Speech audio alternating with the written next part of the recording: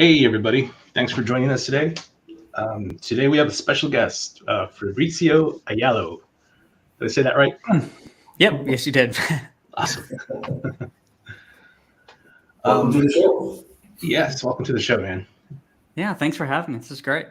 Yeah, thanks for agreeing to come on. I'm glad we didn't scare you off or anything.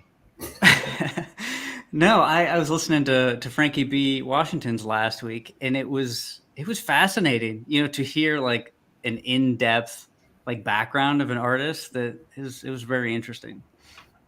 Yeah, well, we hope to do more of the same today and just really get into who you are. I'm sure you're going to do lots of shows in the future promoting Hoover, and we'll talk a little bit about that too. But really, I just want to talk about you.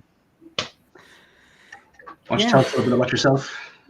So, as far as like my well, actually, let me get a pencil out before I just forget what I'm doing.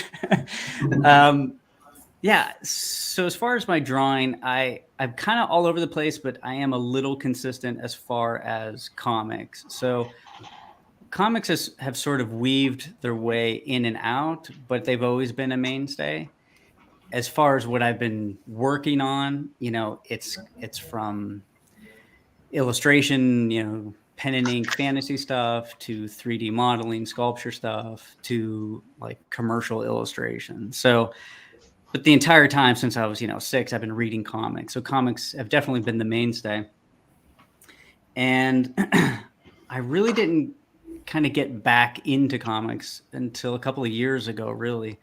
I was doing a lot of 3D sculptures, and I just got to a point where I don't know, I have a character, I've always loved comics. Can I do it? And I know people just do it, right? They don't have any problem starting it. But for me, I really felt like I wanted to do a certain level of book and character. So, did I even have the skill to do it? So once I got, the 3D sculpture of the character, I just went 100% into 2D comic books, pulling up all the books that I grew up with and then some, and just kind of got back into it. As far as my background, I went to school for fine arts, which sounds fancy, but it's not. I was into illustration and comics, and at the time, there wasn't a lot of commercial illustration, type of degrees out there. So fine arts was sort of the closest I could get to it with a focus in drawing. But it was always a little hard because, in a college, they're really not open to a lot of illustration stuff. So Right. it was a little difficult to sort of bring myself into a lot of the artwork. But I did learn a lot, essentially doing gesture drawings and figure studies all day long is a muscle that you really get to strengthen during that time. Let's see. After that, I did have a friend of mine come to me and say, "Hey, do you want to do a short story for a comic book?" And I hadn't even tried to do comic book art in many, many, many years. So I'm like, I'll give it a whirl. And at that time, this was, I don't know, this was a long time ago, but it was like Witchblade era, maybe Darkness era. Yeah. So there was definitely a style back then that was different. And so I got a bunch of books. I'm like, okay, this isn't really what I'm used to. I'm used to like John Bushema. I'm used to like Ron Friends, that kind of stuff. So I tried my hand at it. It was like maybe a 6-page short story or something. It did not go well. And I put it down, and that was it for, I don't know, 10 years or something like that. And during that 10 years, I picked up 3D modeling because I was essentially, after I graduated college, I had to find a full-time job, and this was very difficult. So I taught myself programming, and I found a job at an advertising agency as a programmer. And honestly, it was to get my foot in the door so then I could do illustration, so I know that doesn't sound like the smartest thing in the world, but it's a job. Yeah, it's a job. I needed to pay the bills, so I got the job at advertising agency, and it was pretty intense. I learned a lot for sure, and I was able to produce things pretty quickly. And luckily, I was there and produced enough sort of quality stuff that people knew that I drew and I illustrated, that I was able to start to do some illustration at the advertising agency, which was cool. Working for national brands and stuff like that. I didn't do a lot, but I did enough where I thought I could handle it. After that, I quit and started my own company. And I'm like, well, maybe I'll give this illustration thing a whirl, full time. And it was tough. There just wasn't enough illustration work out there. So I just fell back on my programming. So, for like 10, 12 years, I had a company that did programming, applications, games, websites, stuff like that. But it did afford me, the time and the freedom to continue to draw, continue to do 3D and stuff like that. I guess we could fast forward a little bit here. And then, so I was doing 3D sculpting, a lot of 3D sculpting, because I do resin model kits. And I was really into that. That was going to be my next business, really just doing model kits and sculptures and stuff like that. And then I came up with a horse character. I sculpted him, and he just kind of grew into like a real character in my head. So then at that point, I'm like, all right, I need to write a story. And the only way I can get this done is via a comic book. And once I decided I'm definitely going to do a comic book, I'm going to write, draw, ink, letter, and color this thing. It was basically a year of exploration, because I knew that process was going to be everything. Since I'm doing everything myself, right. I had to come up with a really strict, specific process that allowed me to get things done pretty quickly and at the quality I wanted. So I spent a year kind of doing like fake covers or pinups, a fake interior page. How would I color it? How am I going to ink this? Is this all traditional? Is this digital? And after that year, I did my first short story, which was 10 pages long with horse. And once I had that done, I'm like, all right, I can do a 15, 16 page story. And then I ended it off with like a 4-page short story. And all the short stories worked by themselves on their own as short stories. But if I ever came back, I could definitely build on them. So that's going to be essentially issue 1, is these 3 short stories that will get revisited and essentially resolved in later issues, because it's a 5-issue miniseries. So issue 1 is sort of like opening up the world, really setting the tone and kind of the character of everybody. And then, the next 4 issues is really resolving and exploring those further. That's where I am today, at least. Right. So tell us a little bit about H.H. Hoover. Yeah, what can you tell us, I guess? Well, that's the funny thing. That's been the most difficult, is what I can or can't tell, because I do think a lot of this is going to be a lot of visually interesting, unique things. So giving somebody a heads up on that, I feel like that kind of cheats them. Right. So that's been the most difficult about what I can or can't tell. But I will say this.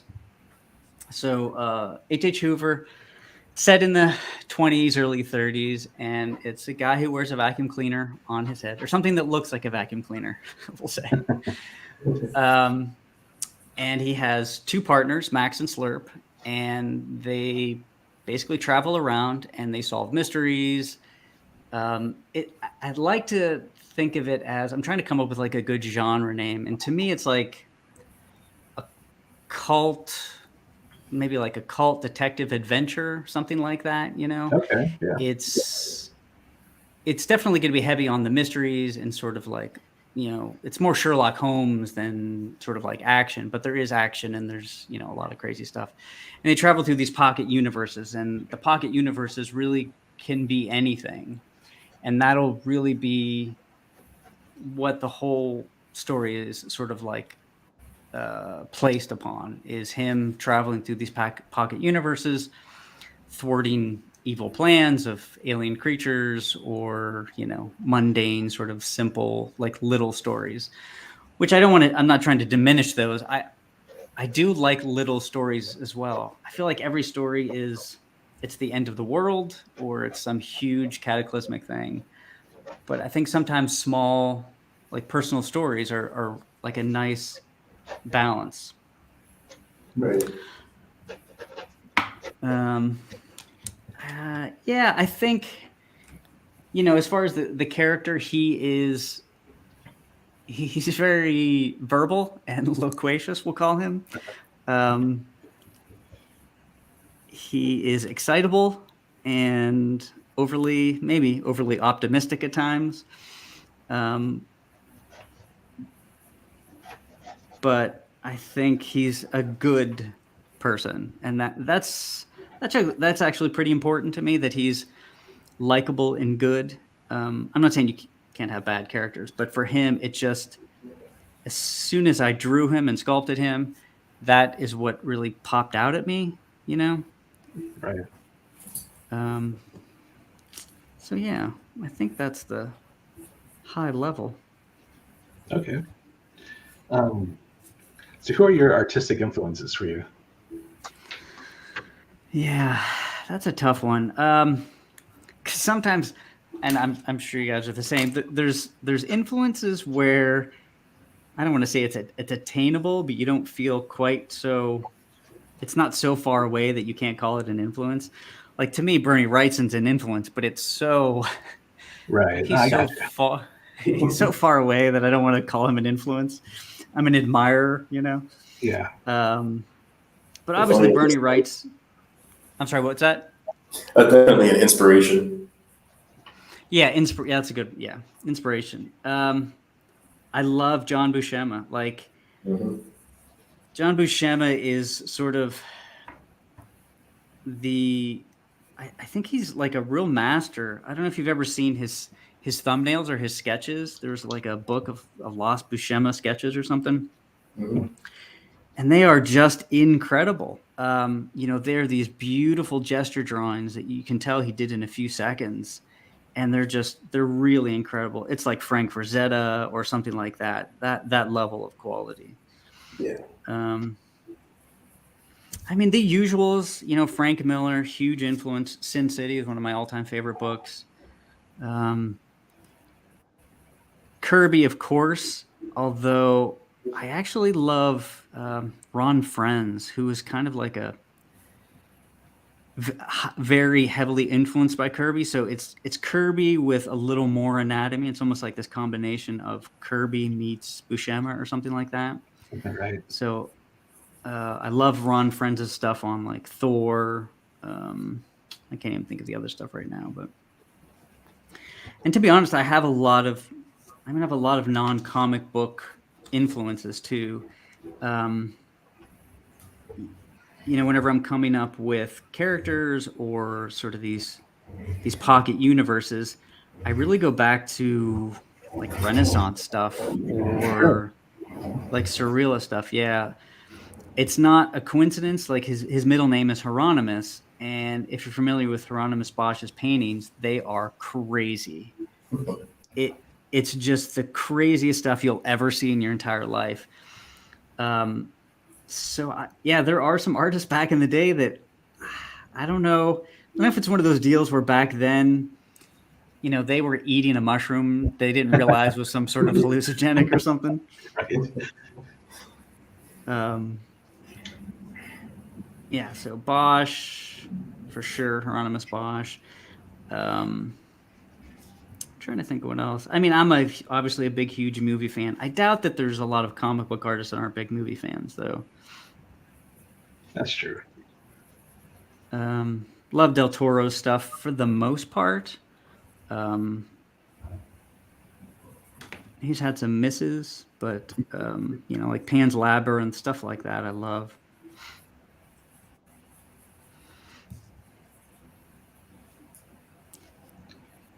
What about you guys? Who are your big influences, if I know them? You can go first, Justin. Oh, all right. So probably earlier on, it would have been like stuff that would have been. I couldn't tell you their names because it's really just animation stuff. So like, I got into like Dragon Ball Z, Gundam Wing, and the animation on Gundam Wing was a really big turning point for me in developing my art style. And then later on, I think whenever I got into college, is whenever I really started to have to study like the masters, like Da Vinci and Rubens and stuff like that. And those guys, I think, also changed a lot of like the way I approached anatomy. So there was this period where I was drawing these like really anime faces that were like very lazily put together, but with like extremely detailed torsos and stuff.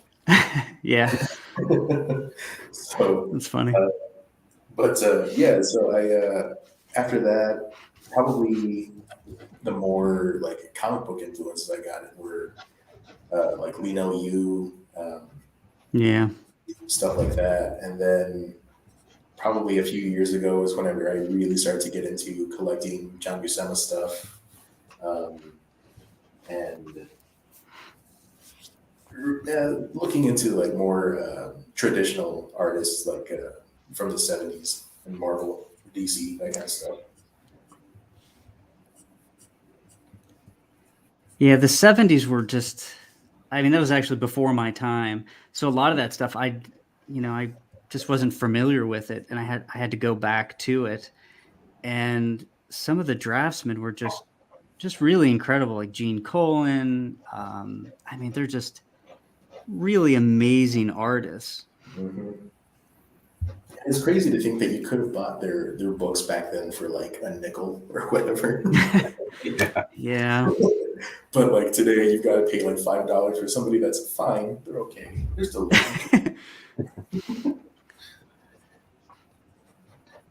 Yeah, for me, I would say like a lot of the usual suspects, like Jim Lee, um, Michael Turner, Mark Bagley. Okay. But as I progressed, and more recently, I started getting into like a lot of the older stuff, like Hal Foster, Alex Raymond, Oh man, yeah. Al Williamson. Yeah, that stuff is just, I don't know. Sometimes it hurts to look at it. It does. Like, why do I bother? The master, It's just the mastery they had over like their brush strokes, like when they're inking, like that just amazes me. yeah, I don't even understand a lot of it. I'll be honest. And they did. I don't want to say they've been lost to time, but for a lot of people, they have been lost to time. It's only when you find artists and comic book enthusiasts that know them, but outside of that, they're just not. They don't have the reputation and the fame that they should. Yeah, that's true. What's funny about Jim Lee is, so whenever I was just about to start doing the comic book, I'm like, I don't know, can I do this? I saw that Jim Lee was streaming on Twitch, and he was, I don't know if you guys caught that or not, but he was doing full pages. I do remember that. Yeah. And that really, it kind of blew my mind because I had never seen him draw, from blank page to a finished, sequential piece of art. And after seeing his process, and honestly, how many times he would erase and start over and erase and start over, that it helped me with my process. So that was actually a big help. And I'm sure that it's a big help for other artists too. But I think, because if not, you're just looking at finished artwork that somebody's producing a lot of times, at least, before streaming. And you're like, how did they get from this blank page to this beautiful, incredible piece of artwork? Right. Not to say I could be Jim Lee, but it was like, all right, it doesn't come out perfect each time for him. Right. Exactly. Even he has to try sometimes. Yeah. He has to try and then sell that piece of artwork for $20,000. On the spot too. Like you see all these people bidding on his work as he was drawing. Yes, I know.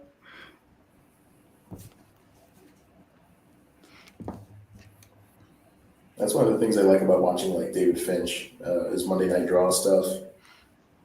Like you get to see his process and go through it with him. You can ask him questions and he'll answer them.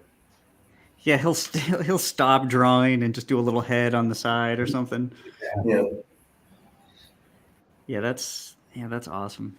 The funny thing about Dave Finch is when I was in college and I was thinking about doing some artwork, I had just bought Photoshop. I didn't know anything about it. And this was, before the internet.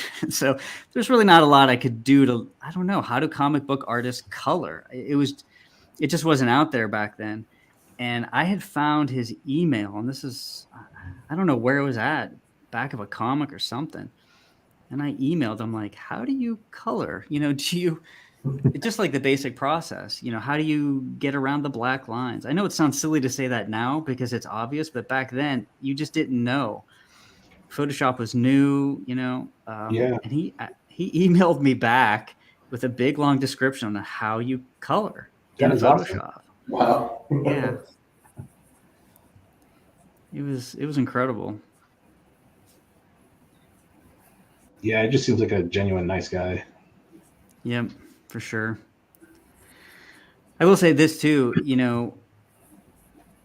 when I was thinking about getting into comics and maybe publishing, I didn't know how people would respond just in general, but it's pretty amazing and a nice surprise to see how positive and nice people are, whether it's the creators or the fans. It's just, it really, a lot of times, at least with Alterna and everything that I've seen, has been a very, really positive experience. Yeah. Yeah.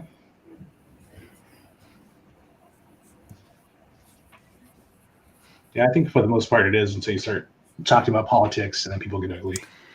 For sure. Right.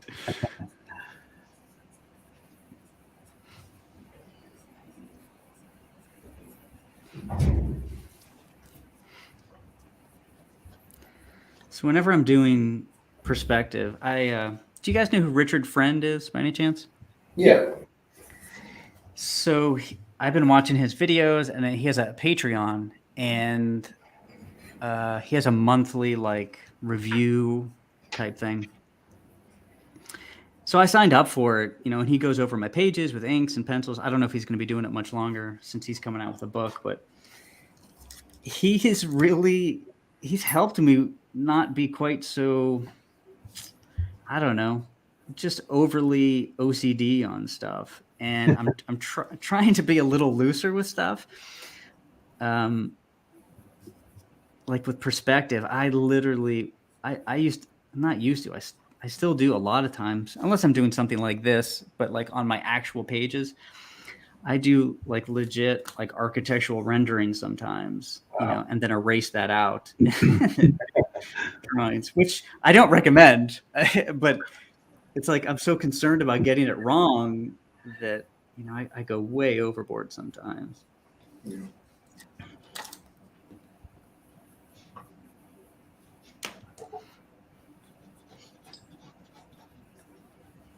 So why did you decide to publish with Alterna?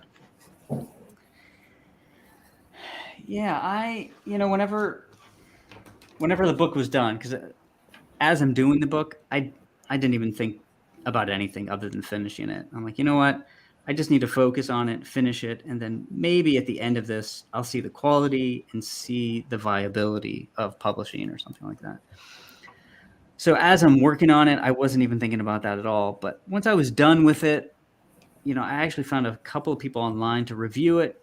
Feedback was pretty good. And then I'm like, you know what? Maybe it's possible I can get it published. And at the time, this was maybe a year after COVID started. So I actually Googled. I'm like, I don't even know who's still in business. After COVID, you just didn't know. So I just kind of Googled, publishers 2021 or whatever the case was, and I just started going down the list, and I really wasn't a fan of their content and their websites. Like I would go to some of these publishers' websites. I'm like, do you guys sell comics? I mean, do you publish comics? Because I'm not seeing any of that. Right. And I had known of Alterna, and honestly, when I heard that they were doing newsprint again, that really bumped them to the top of my list, because I love newsprint, and I tried to look into getting just a self-publishing newsprint thing. Like that wasn't even a remote possibility. And then, looking at the characters, I had read some stuff in the past, and I'm like, you know what? This actually does seem to kind of fit. It's not like it fits because all the Alterna stuff is so different and it's just so unique that it just, I don't know, it just seemed to fit to me. So I sent a submission, and I just can't remember what it was or how long it took a while for Pete to get back, because I'm sure he gets a ton of submissions. So I at that point, I'm like, all right, well, it looks like it won't get published, so I'll have to self-publish it, whenever conventions start again. And then Pete got back to me, which was just incredible. And yeah, it's been great so far. And, the fall isn't that far away. So yeah, it's coming quick. When this thing comes out, good or bad, I definitely want to hear some feedback.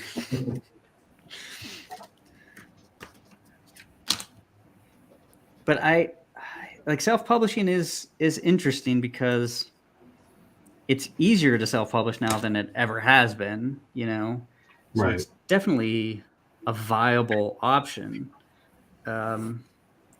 Depending on your time frame and your availability and all that kind of stuff. And for me, it really was a few things. Obviously, I was going to go with alternative, but just publishing in general. I mean, I was on Instagram, and it's sort of languishing, basically. You post something and nobody sees it, basically. Yeah. And I kind of just saw that, unless I go with a publisher, that's probably going to be my fate, for a while at least. And I think it'll take a chunk of time to really build up an audience and really have some backing. And with a full-time job and just the schedule with everything, I just thought this was definitely the best way to go. So far, it's been fantastic. So I'm excited to go to conventions and see my book and see what happens. Yeah, I'm sure it's going to be great, man. It looks so good. Thank you. Like you said, like I know nothing about the book, but it looks good. Yeah, it's funny because I've written some things in the past, but they always felt just a little generic or a little derivative. So I just shelved them, basically, and it wasn't until I wrote this that I felt like, okay, for good or bad, this is 100% me. Like the stuff in here, the images, like this is me, the humor, whatever, the horror. So if people like it, and I hope they do, it's definitely me. So that's all I can really say. I mean, they say that all self-portraits or all images are self-portraits. And I used to think like, that's kind of baloney, but I don't know anymore. Yeah. Yeah, I kind of think that's true. Even when you don't intend it, you might write a story and then look back on the story. I'm like, holy crap, that's about, this or that happened to me, or Yeah, I've got issues. I'm working them out through the story. That's awesome. Yeah, and I definitely feel like I don't know if an explicit or implicit version of that is good or bad. You know, I don't know. I don't think in those terms. I just think in characters and plot and have them do stuff. I'm like, oh, I Right. guess I could see how, somebody could come to my door and ask me if I'm okay. Yeah. Speaking of that, like I saw your team on your website. So your artist is Senor Aiello, and your letter is El Jefe Aiello. Are they going to make an appearance on the show today? Yeah, they're gonna have different outfits, poorly photoshopped, I think. Like, I really wanted to fill out the website, and I'm like, what the heck? I'm just gonna have me, just a picture of me. So I thought the team would be a little better at least. No, Yeah, the I like website's that. been pretty cool. I used to do websites, so jumping back into like doing my own website was a lot of fun. What I really want to do with the site is expand the universe. So, see, I'm messing up these bricks. That's what I'm telling you. Damn it. What I really want to do is expand the universe. So I don't want to just have, hey, here's the book and, here's some information. Like there's going to be extra little stories, maybe a blog from Horace, about Oh, things that's he's been cool. doing. Yeah. Maps, really things that give you a reason to go to the website, and especially since the book will be published every quarter, that's a little bit of time in between, Right. Yeah. So I think that gives the opportunity to do some fun stuff. So how long does it take you to draw a book? Man, it did take me like 3 months ish, but this past issue, I kind of bumped it up a notch, Yeah. and not intentionally. It's just you just want to take things a little further. So I think I've reached sort of my ultimate style, which is good because then I can be a little more, I can have a little more idea of how long things take to do. But yeah, from the first issue to the second issue, there's definitely more detail, more rendering, more complex scenes, a double page spread, a lot of different things in there that I didn't have in the first issue. So I think realistically speaking, 4 months for me. Okay. Depending on how things go this year or whatever, I could, I may get somebody to help with lettering or coloring, Yeah. But that probably won't be until after the miniseries is done, and it'll be in, the regular ongoing series.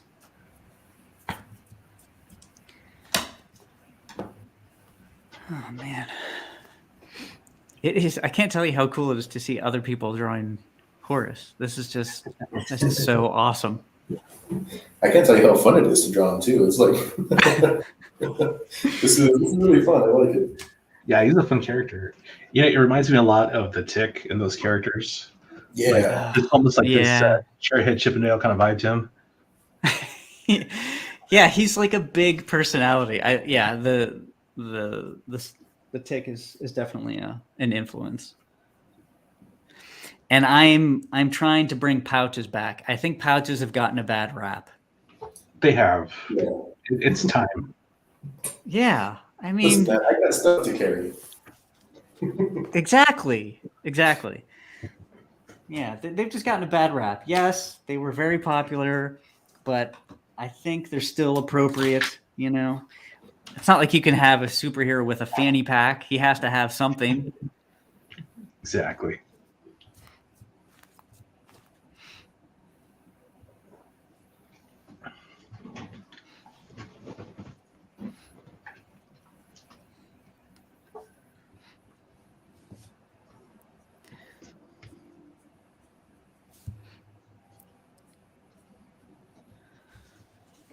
Yeah, so I guess I could talk a little about my process as far as writing and drawing. Because Yeah, let's talk about writing.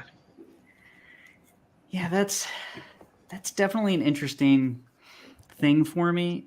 You know, I know there's a lot of artist, writer people out there, so I don't know what sort of the standard is.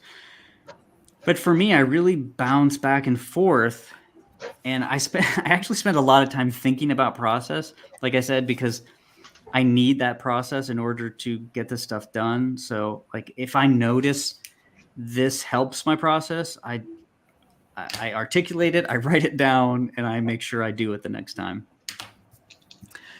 So for me, it's this bouncing back between sketching and writing and sketching and writing. And, you know, sometimes it'll just be, I have a blank piece of paper and I just want to draw something interesting. And then that'll strike, oh, that totally is a character that does X and he has these sort of skills or something.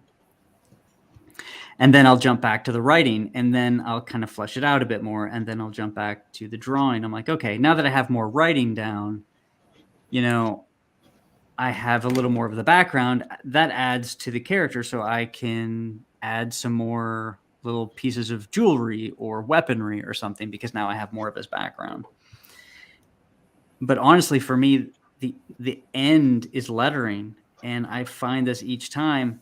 It's like, even though I have the draft of the story, you know, when after I draw it, ink it, and color it, then I do the final lettering, and I'm still tweaking a little things. Mostly it's just verbiage, you know, wordsmithing a little bit.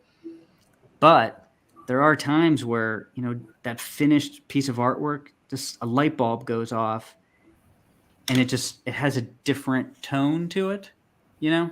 Yeah. So then I tweak the writing to accommodate that tone. You know what? I'm going to jump to a sketch card.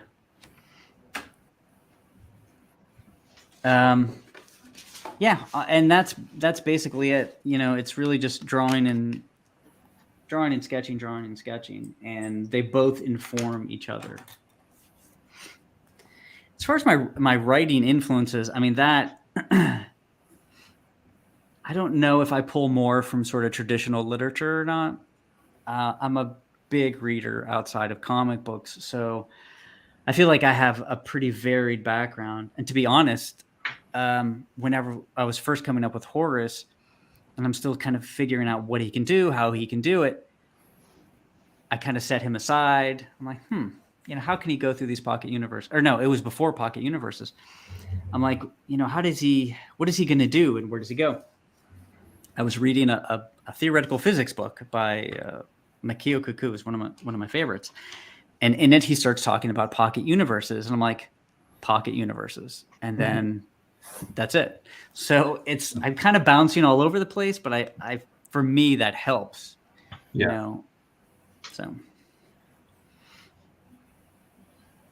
So for these sketch cards, I did my first one. Was it like a month ago? Or I don't know when it was, but I had never done a sketch card before. And now I feel like it's a challenge to cram as much as I humanly can in the sketch card.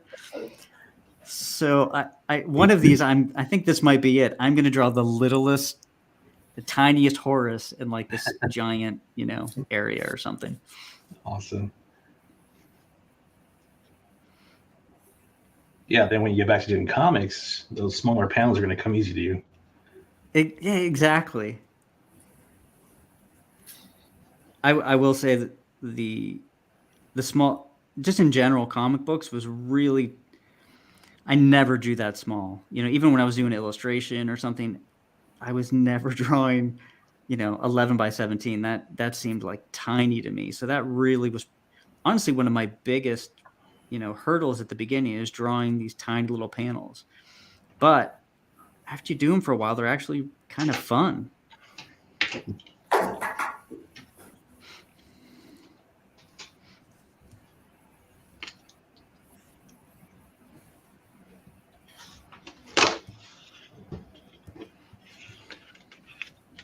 So what's your process for drawing a page? Do you do anything digitally at all, or is it all just pencils on paper? Yeah, it's pencils and paper. So I will start with, I do thumbnails, definitely. So I lay out the whole book in thumbnails, and then I sketch out loosely each page, the whole book. It's rare that the thumbnails make it to the page, but at least it gives me a starting point. And yeah, I know some people blow up their thumbnails. That's never worked for me. So anyway, I do the whole book like a loose sketching, and that way, if I need to add some pages or move things around, I'm still in that sketch phase, and it's still doable. And then I finish everything on the page. I erase a lot, but after that's done, I scan that in, and I ink on blue line.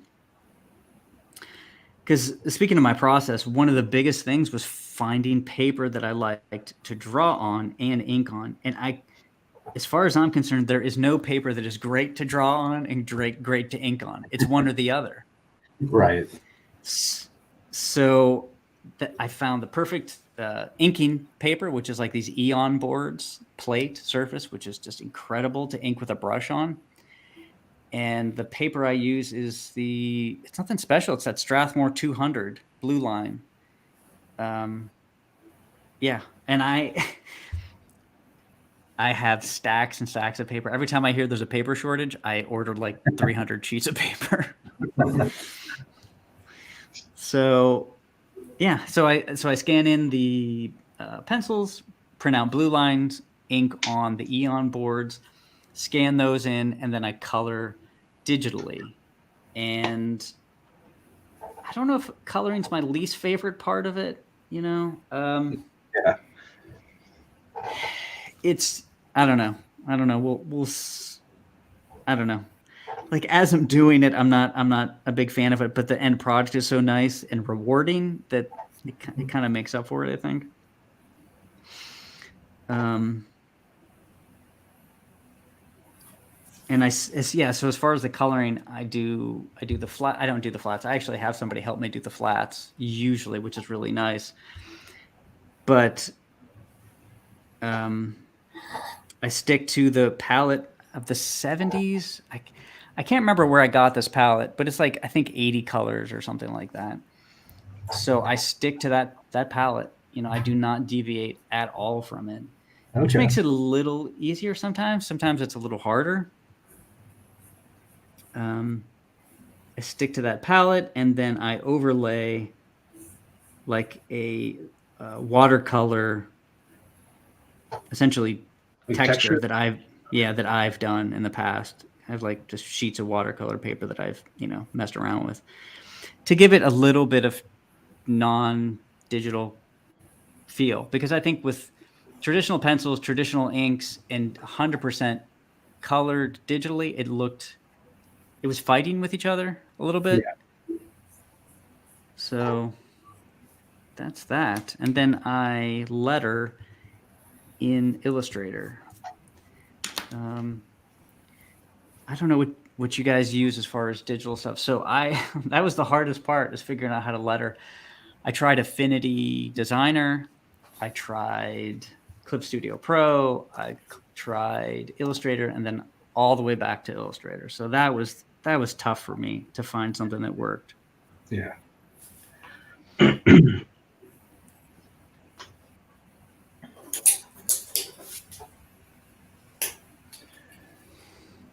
I think the only lettering stuff that I've done is going to be in like Photoshop, but yeah, it wasn't my favorite experience.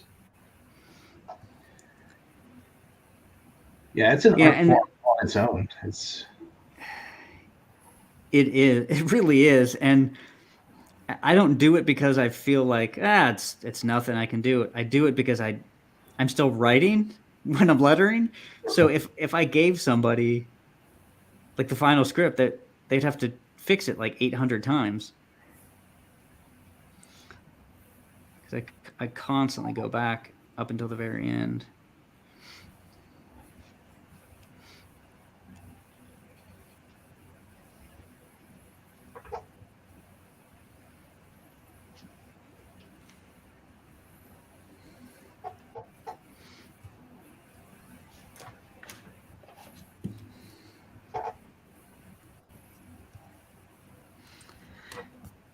Yeah. So as far as the 3D modeling and the resin stuff,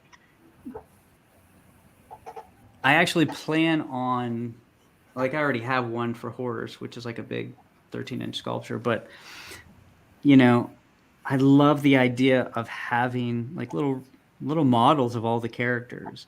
So, as the book gets further along, and I have time, I will be releasing resin model kits of all the characters. Nice. That is awesome, man. Yeah, it's just, I don't know, it's fun to have them. I found a company that does a really good job, and um, yeah, so that'll be an extra little bit of fun. How long does it take you to do one of those? The sculptures actually take quite a bit. Do Um, they? yeah, I mean, even I've been doing ZBrush, which is the software that I use. I've been using it for 10 years. I'm so picky about poses and stuff that I will finesse the heck out of that thing, you know. So it does take some time. And especially, since I get them 3D printed and cast, like, that's, I have to be sure, because if Right. not, you know, I just ordered 20 of these things that I don't like. So it's like a little harder to commit to sometimes.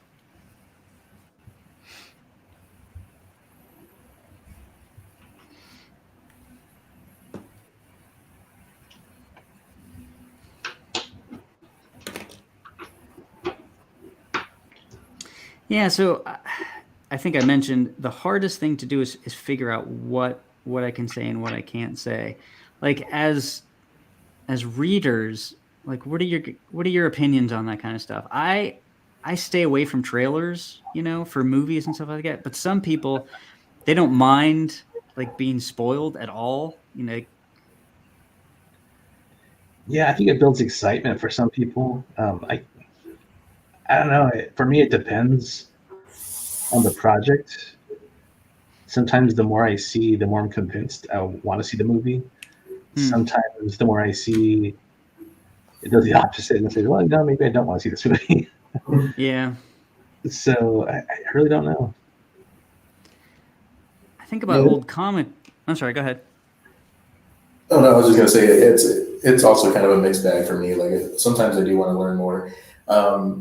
Lately, I've been finding I kind of appreciate taking in the movie or the book without knowing anything about it because it allows for this more like dramatic experience whenever I do go through it. Um, Yeah. so that's me. But I did have a friend who like actively wanted spoilers, and he's like, not only do I not mind spoilers, I want spoilers. Like, tell me what happens at the end of the movie. And I was like, Oh why? my god. Why would you want that? He's just like, oh, because like either I'll forget or like I get to experience it again whenever I see it in the movie. I'm like, you can do Man. that? Like that doesn't cheapen it for you? And he's like, no, not really. I'm like, okay. Jeez. So every time he watches Star Wars, is like, wait, what? Luke? Dude, Darth Vader is his father? What? Yeah. Maybe he had like a memory condition. I don't know. He's like the guy from Memento. He's got tattoos on his back that say Darth Vader's Luke's father.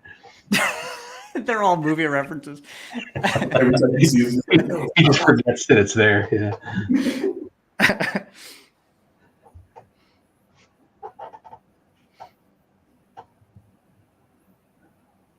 Yeah, it's definitely, with social media and everything, there is sort of this din of new work and new artists and new books that you really have to juggle. Okay, I want to tell people what it's about. I want to show them things, but I don't want to spoil. So I think social media makes that even harder. yeah. Yeah.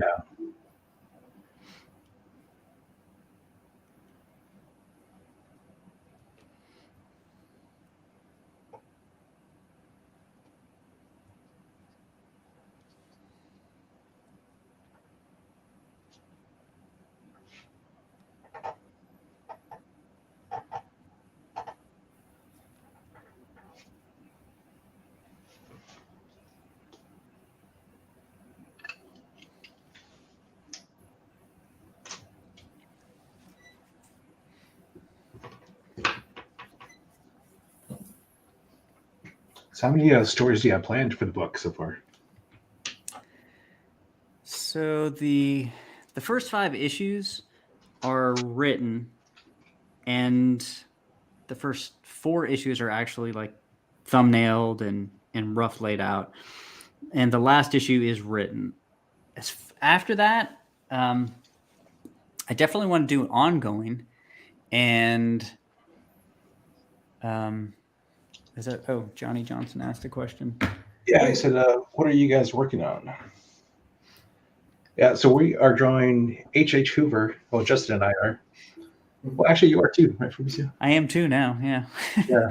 Let me zoom in here. Let me get you on solo layout. Oh, nice. That's very cool, man. Great scope. Yeah. Thanks. You need a Frankie B. Washington helicopter for scope in there. We'll do a collab piece with him where he just adds the helicopter and that's it. Nice, very nice. Let's look at yours, Justin. Very Awesome. cool. I like that. So, I love it. That is so great.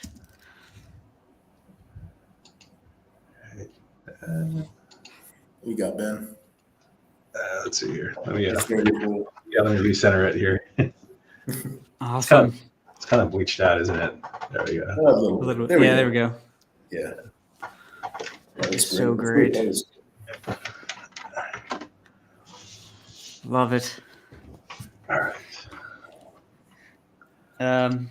Oh yeah, as far as how many issues planned or whatever. As far as the ongoing, I have, it's kind of hard to tell now, but I have maybe the first 6 issues outlined, and I definitely know where I want to go long term. But I also know the big questions, and that's my thing. I want to know if there's a big mystery, if there's a big question that gets set up, like Horace's background or something like that. I definitely want to know that going into it. But I like to leave the small questions like unanswered because it makes it fun for me, because I can tie things together that I hadn't seen before. So, yeah. So that's kind of where I'm at with that. Awesome. I can see like dozens of issues, honestly. Yeah. That seems like really rich territory to do like pocket universes and stuff like that, and like feel like a weekly pulp or something. Yeah, it really sets it up where I can really do whatever I want, and I like it just because if I come up with a crazy idea or like, hey, I can fit it in somewhere. Right. If it breaks the rules of this pocket universe, well, there's another pocket universe, and it works in that place.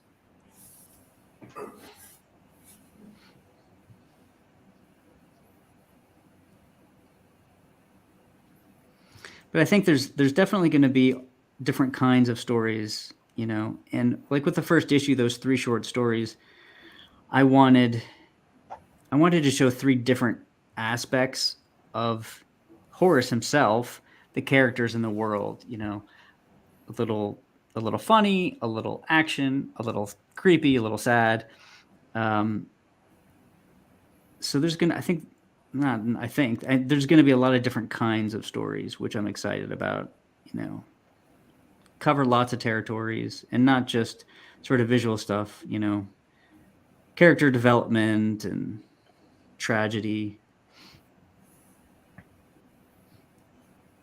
So, how many pages is each story in that?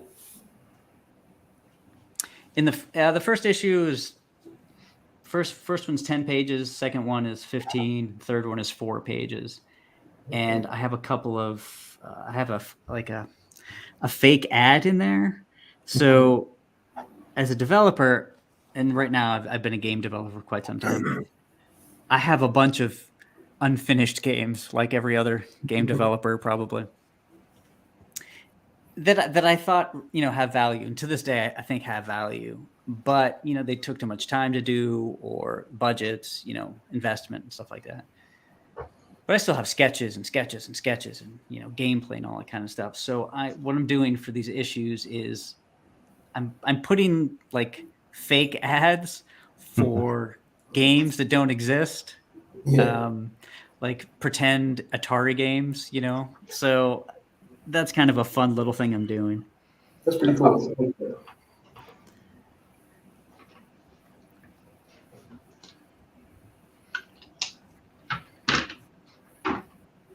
Yeah, because honestly, whenever I think about old 80s comic books, one of my favorite things, like honestly, were the ads. You know, Yeah. like, yeah, whether it was a new game that came out or a bubblegum ad, they were so much fun. So I'm trying to kind of incorporate that kind of stuff. It was very exciting. All the kids in there had like super spiky, multicolored hair. Yep. It looked like they got electrocuted while drinking Mountain Dew. Exactly.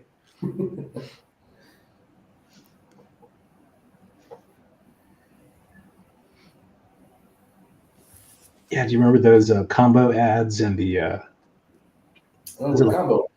Yeah, like those Hostess apple pie ads. Yes. Yep. Yeah.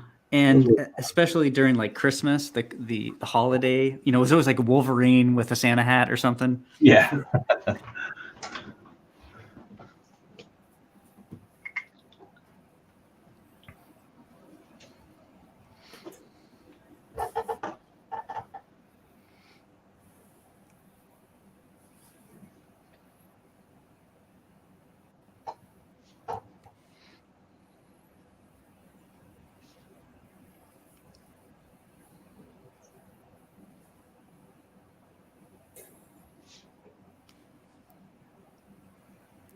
When I was working at that advertising agency,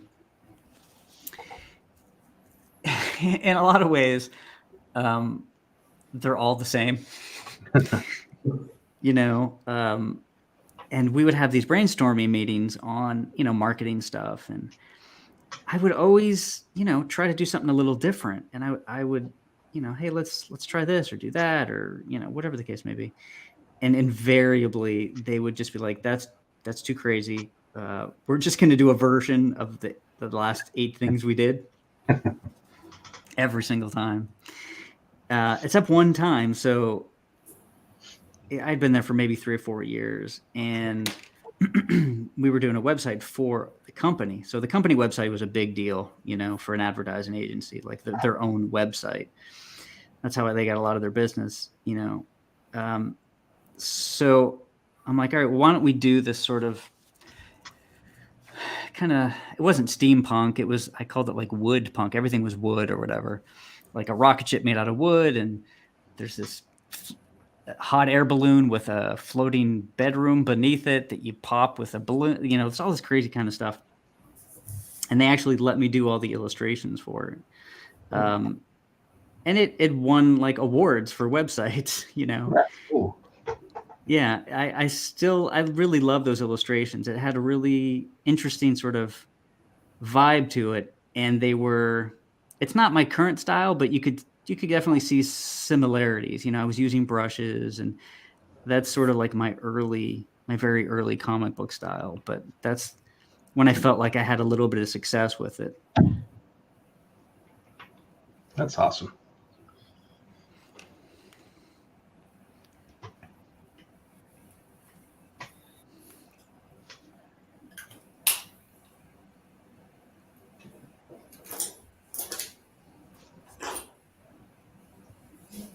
So what were some of your favorite comics growing up? Yeah. I definitely have favorite runs of comics. I know a lot of people are like, oh, like Spider-Man, but I always think of real specific runs. So whenever I think of Spider-Man, I always think of Kraven's Last Hunt. You know, whenever I think of Avengers, I think of, I don't even know what the run is called, but it's definitely Bushema, I think his name was Dr. Druid, and he ended up being like the bad guy. Yeah, I loved Thor, but you know, it's funny because I loved the gold armor Thor, which is like the least, like, you know, preferred Thor of them all. Right. There's this great Daredevil run with John Romita Jr. and it was Typhoid Mary. That was one of my favorite runs. Yeah, it's funny because I grew up in a very small town in the middle of Pennsylvania, and we had a very, very small newsstand with one spinner rack of comics. And the thing is, they would not get the same comic every week. So even if you really liked a comic, chances of you getting like a run of it were pretty Uh, hard. that sucks. Yeah. I will say this though, I've thought about this often. I'm okay like jumping in the middle of a story.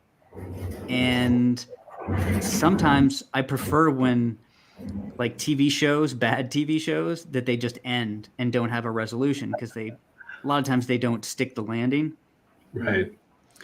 So I wonder if like the fact that I got a million comic books and I never got the cliffhanger ending to them, it sort of shaped my view of things. I'm like, I don't need to know the ending to that. But definitely like the Marvel. I was more of a Marvel guy than DC. And honestly, some of my favorite Marvel stuff is, I don't know if you guys know Gru or not by Sergio Aragonis. Gru. Sounds familiar. Gru.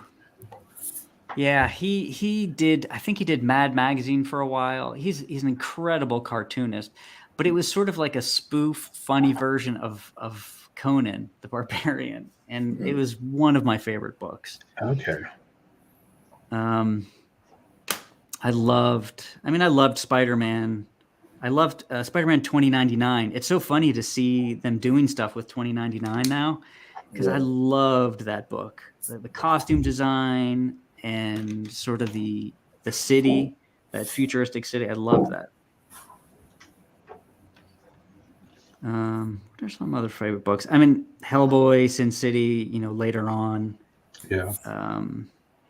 The Goon. I love The Goon. Some of my favorite books, Road to Perdition, the comic book version, which the movie was obviously based on, is an incredible comic book graphic novel. Also, The Fountain. There was a graphic novel by Kent Williams before The Fountain came out. He's one of my all-time favorite artists. Incredible artist. He did Havoc and Wolverine back in the day. He hasn't done a lot of comic books, but it's really expressive, like expressive stuff. Really cool, loose sort of drawings. But I don't know what other my favorite books. I was around for Image, and I bought a lot of Image stuff. I don't necessarily find myself revisiting that stuff as much, though. Yeah. I mean, there are exceptions. There are some books that are just incredible, like Wildcats with Travis Charest. Yeah. I mean, he's an amazing artist.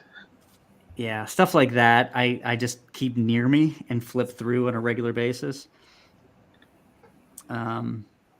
So there's always, I feel like everybody has had their good times. There's definitely like their good period or their good book or their good issue or their good run. Now, as far as modern comic books, I just haven't really bought a modern comic book in a while. So I can't really say, I'm so busy drawing now that Right. I rarely have time to read. Yeah. So, that sucks because you really want to know what's out there and what's going on, but yeah, it's tough.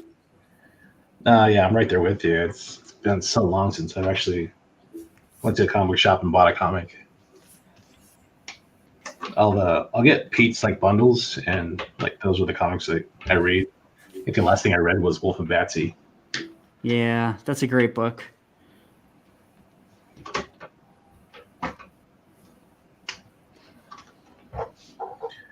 But there are some interesting books out there that I'd like to pick up and check out.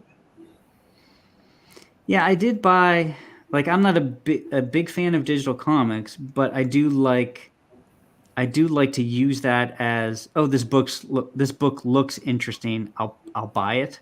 Yeah. You know.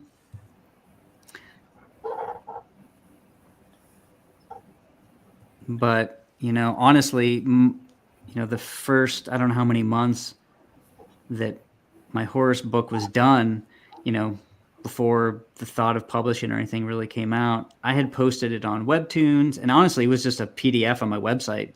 I'm like, hey, you want this book? Take a look, download it. It's yours. Just to get some interest in it, but it's tough. Yeah.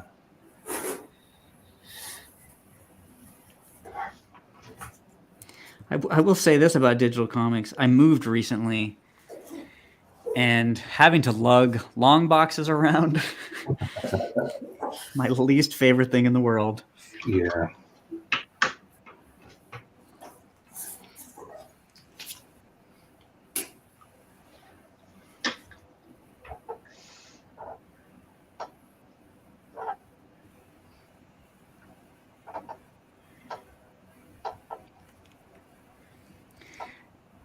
I have mentioned that, maybe Lovecraft is an influence. And I know that's sort of,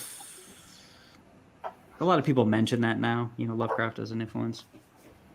Honestly, it's probably just the monsters, if anything, and like tentacles. Yeah. Even though I grew up reading Lovecraft, and some of it was really good, it doesn't really translate to what I'm doing. Horace is such a different character, and he's an active character, as opposed to a lot of Lovecraft characters, just sort of stuff happens to them, Witnesses, Yeah. And then they can't describe it. Exactly. But it was like it's usually a pretty good sign that somebody's lying. They're like, "Oh, dude, it's so crazy. I can't even tell you what happened." Yeah. Yeah. It's like a police officer trying to take a statement. Okay, can you describe the monster? It's indescribable. I'm sorry. Indescribable, that's right. I can't. But Like, I did. Give us. The moon was waxing me, gibbous. Yes. But something I really wanted to do sometime in the future is to take a Lovecraft story like Shadow over Innsmouth or something, where you basically follow one character. And I wanted to take the entire story, dialogue, words, 100% verbatim, but just then throw Horace into it as the main character. That'd be fun. Yeah, I thought that would be really fun, because just for the sheer fact that it's Horace, it becomes a different story, Right. But I like that idea of, just throwing somebody else into the story that, would be the last person in a Lovecraft book.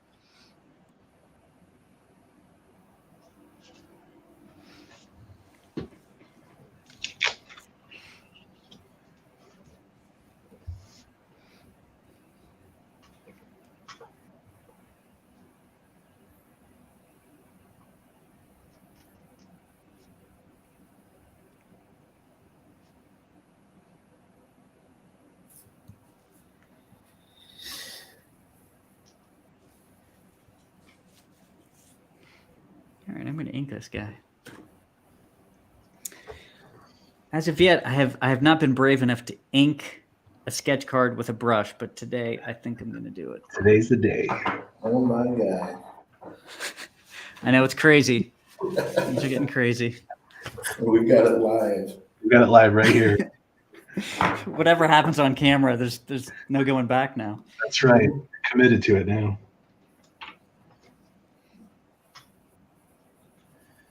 I've actually been looking into, sometimes I realize I'm very old, but I've been looking into making my own ink.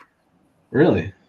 Yeah, because I'm just kind of obsessed with the materials as well. Like I've made paper before in college, which was really cool, but I've never looked into making ink. I've been looking earnestly into it, and I think it would be really cool.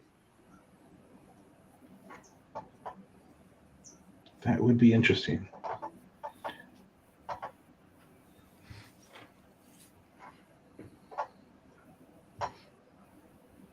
What kind of ink do you use right now? Dr. P.H. Martin's for the most part. Yeah. I do get the Eon ink sometimes. And so I kind of go back and forth. I used to use this combination of Koh-i-Noor and I can't remember the other kind, Speedball. And it was sort of a concoction of like 1/3 of Koh-i-Noor, 2/3 Speedball. I just got sick of doing that. So I kind of work with whatever I have, and it usually is fine. If it's a little too light or a little too watery, I just leave the cap open for a bit. Yeah, let it dry out a little. Yeah.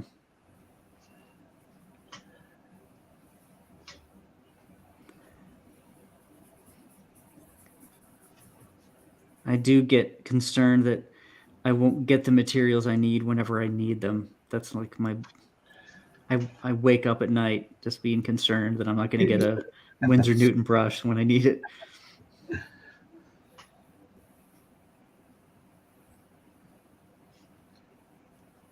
It is a real concern. Yeah, so right now I have enough paper, ink, brushes, and lead to last me several years. So that is awesome.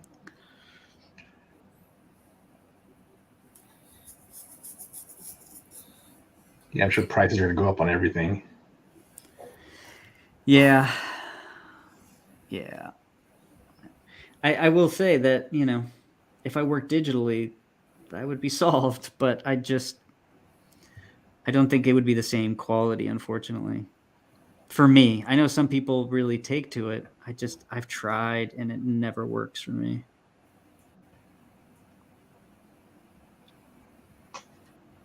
Although the interesting thing is I sculpt digitally. So I have a Cintiq that I do ZBrush sculpting with, but every time I need to sit down and try to draw, it does not work for me.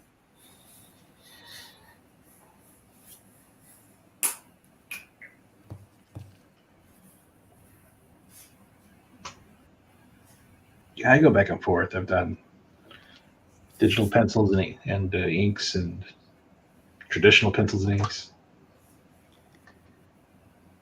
I think doing both is ideal. I wish I could do both.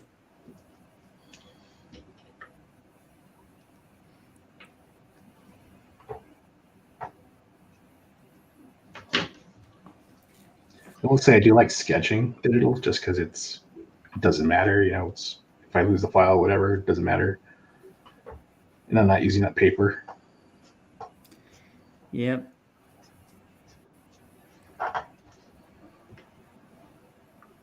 I'll spend like an hour on something, and then when it's done, I'm like, you know what? I don't like this. X. Just kill it. Now no one knows. It never happened. That's right. There's no evidence, and I just lost an hour of my life.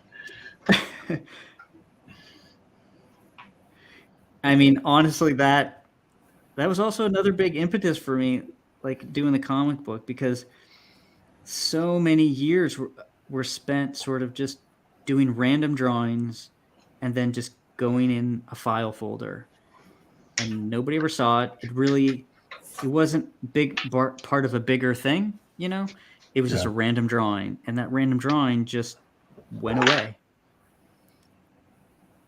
So doing the comic book makes me feel like everything I'm doing is for a purpose, towards a goal, step by step. So it just makes it easier to work on something.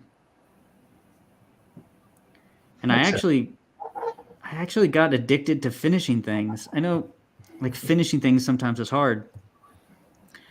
But man, as soon as I finish one page, I'm like, man, that felt great, And I don't know if it's because I worked in 3D and those sculptures take, for me, 80, 100 hours maybe sometimes. You can do a page in a lot less time than that. I'm like, holy cow, that flew by.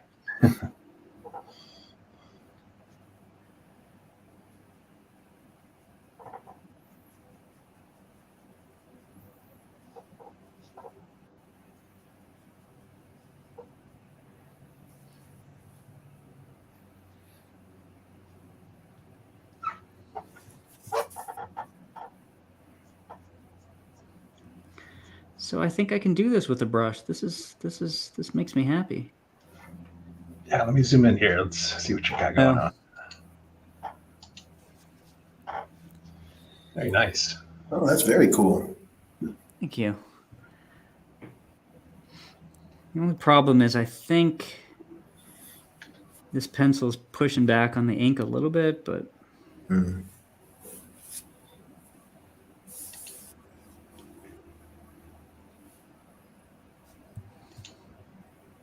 it's a challenge now. Let's see what you got, Justin. Oh, I like that. Is that a castle back there? Yeah. That's awesome. I like that. Love it. I love the shading on it, like above the pouches. Thanks. You gotta do pouches justice if we're gonna bring it back. Exactly. Is that a tentacle you got going on back there? What is that? Yeah, it's a big tentacle. I'm gonna awesome. Very cool. I love it.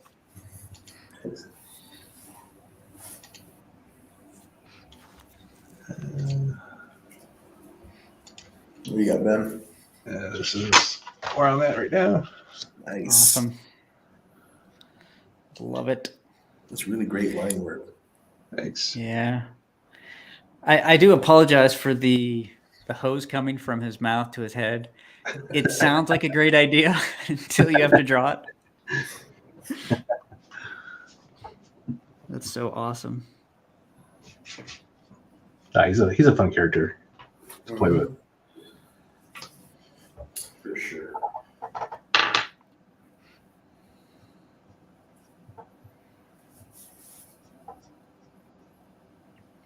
Yeah, I have a lot of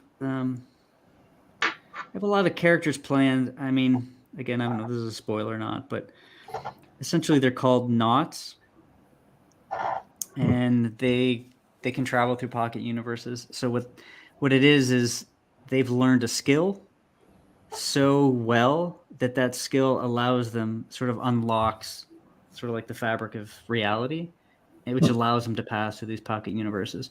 So you'll see characters that have one skill, basically, an engineer or a boxer or a tailor or something, and they can do it so well. They've achieved such mastery over their skill that now that they've become a knot and they can travel through pocket universes. Wow, that's cool.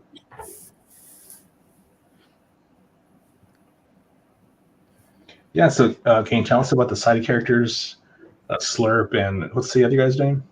Max. Yeah. So, I as far as their backgrounds, we will learn about that because I really kind of love their backgrounds. Those are surprises. But as far as their character and how they act, Max is like an ex-bookie New Yorker, born and bred, and he's sort of the pragmatic, very, no nonsense part of the group. And Slurp is, I'll call him an alien priest. I think that's vague enough. And he speaks in an alien language, which nobody can understand unless somebody decides to find the font. They can totally translate what he's saying.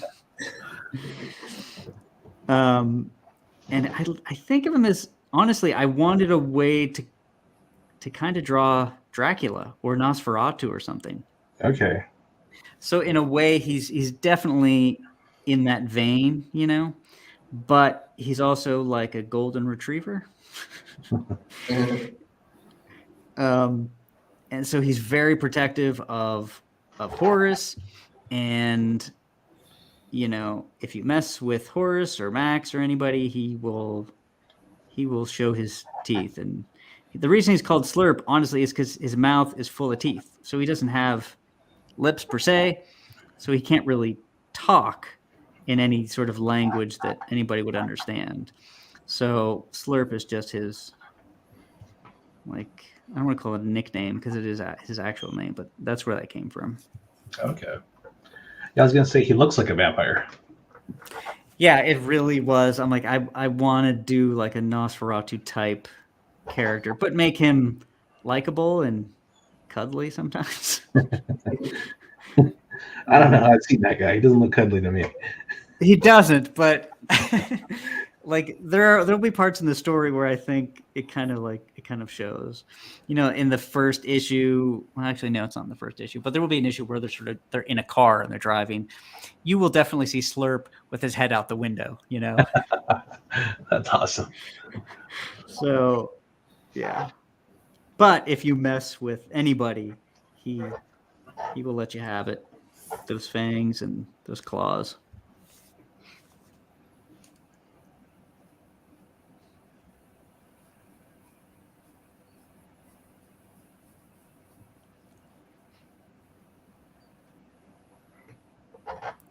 Yeah, it's interesting because whenever I was writing the side, I don't even like calling them side characters. I don't know what you want to call them, but Supporting cast. Yeah, supporting cast.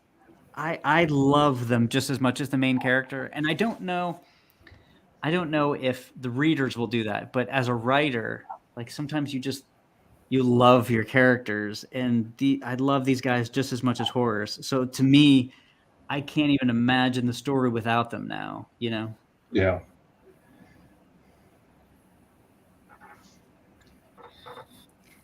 Because it's really about how the characters interact. It's about, them. Yeah, it's how they bounce off of each other, I know the sort of the standard thing would be like the Fantastic Four, where everybody's like the opposite of everybody else. But just in general, it kind of gives you a different side of the characters because they're having to interact with other people and people that so it's not somebody where you don't know their motivations or you don't know really what lies underneath their actions. Got a train passing by. That's coming through. Yeah.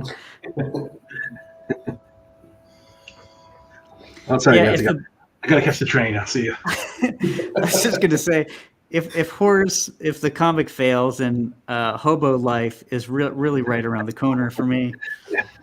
So that train. Freight train Fabrizio and Boxcar Ben. Yeah. Take you slow on the road, man. Yeah.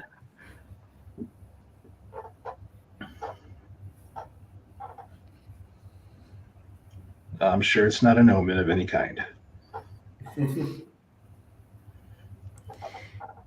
Look, when I was coming up with the name Horace Hoover, that is one thing that really kind of stuck. It was a little difficult just because you have to keep in mind, is it easy to say, or what are people going to call him? Like, even if you want to call him this X, people might not call him. It's like whenever parents name their kids something and then their kids go to school and then the nickname comes out and they're like, oh crap, we didn't know. Right. We didn't know Shelly rhymed with smelly or something. Right. So for Horace, I'm like, I want it to be Horace Hieronymus Hoover, which is honestly a ridiculously long name and way too many syllables. I'm like, you know what? Like, it is the character. Like, there's a point where it's actually not up to me in a way. Like, that's the character, and hopefully people will get used to the name. But I either refer to him as Horace, and a lot of times just H, because that's the easiest and the quickest thing. And other characters in the book refer to him as H too.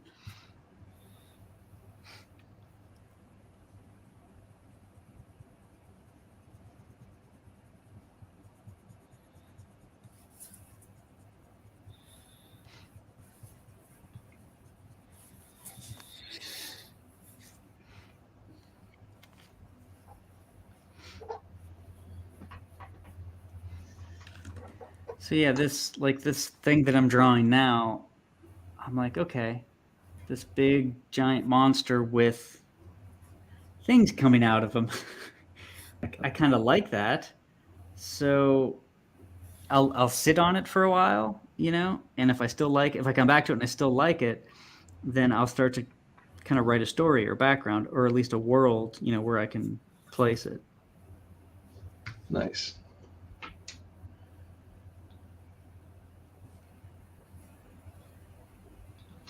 So that's not an existing character right now. It's not, no. Cool. So we've also got the first appearance of whoever this guy is. That's right. Hobo Jim. We were there on the birth date of Hobo Jim.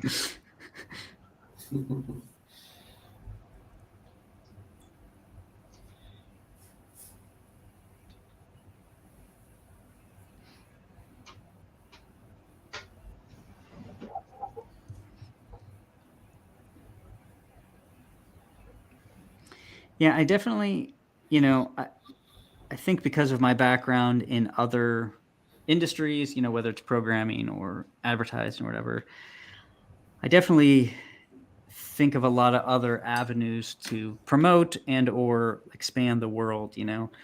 I can't help but imagine a game, and I can't help but imagine like an augmented reality sketch card. You know what I mean? That stuff just constantly kind of goes through my head just because that's my day job world.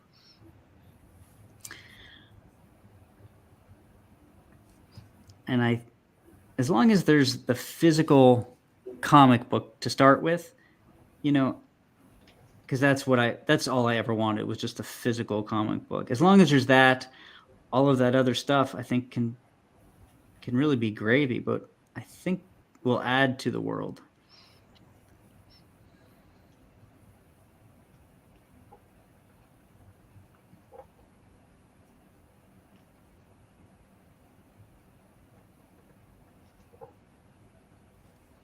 Yeah, game. I always think, yeah. I've already thought of a few like actual games, that would utilize his powers in the world and all that kind of stuff. But unfortunately, I do know how long that stuff takes. So unless the Netflix series comes out starring H.H. Hoover, Right. I don't think that's going to happen. Although I'll be honest, whenever I'm thinking about stories or at the beginning, I actually think it's really helpful to imagine, okay, if this was a movie, who is directing it? Because if Tim Burton is directing it versus, and Christopher Nolan or somebody, it's a totally different tone. So I think that actually helps to think in those terms sometimes. That's true. And I've always said kind of a combination of like Terry Gilliam, the stuff that I do like of his. Terry Gilliam and like Del Toro, that kind of. I don't know about Tim Burton because I think he can only do his stories or make stuff his stories. But yeah.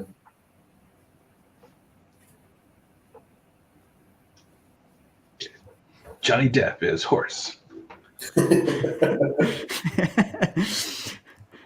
Depp as Horse and Max and Sloop. Yeah.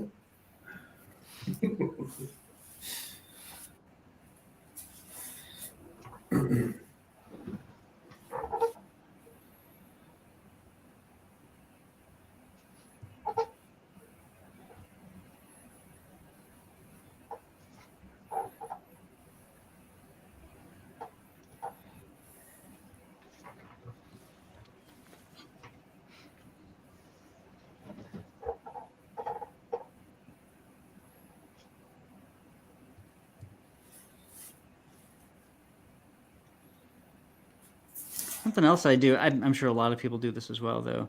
I have a set like playlist, when I'm writing or drawing or something. Oh, yeah. I think, yeah, it's the quickest way to get into the mood of the character and the story. Yeah. So, what's on your playlist for Horse? There is the Kronos Quartet, which is like they're just a quartet, but they do some scary stuff. And it's them doing jazz, which I know sounds crazy, but it totally fits. Astor Pizzarelli, which is like an accordion player. Clutch. I don't know if you guys know Clutch, the band. Yeah, so there's like metal, there's rock, there's some crazy classical jazz. It's all over the place, but in my head, it totally makes sense.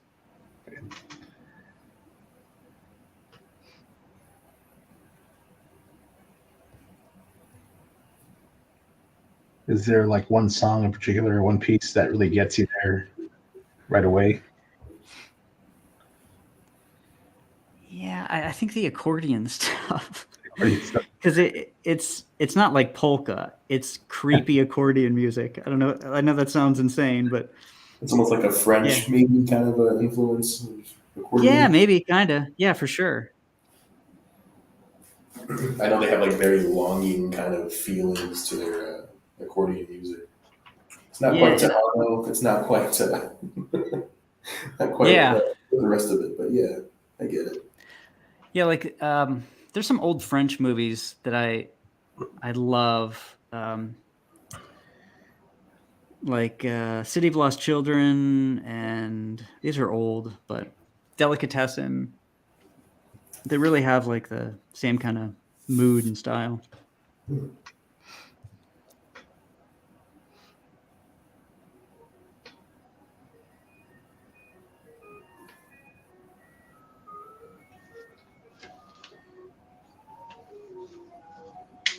Somebody got an ice cream man nearby? Yeah, so the train's gone, but the ice cream man is here now. Invite him over, man. Get some ice cream. I think he's looking for hobos. He figures they're probably looking for something cold. Treat.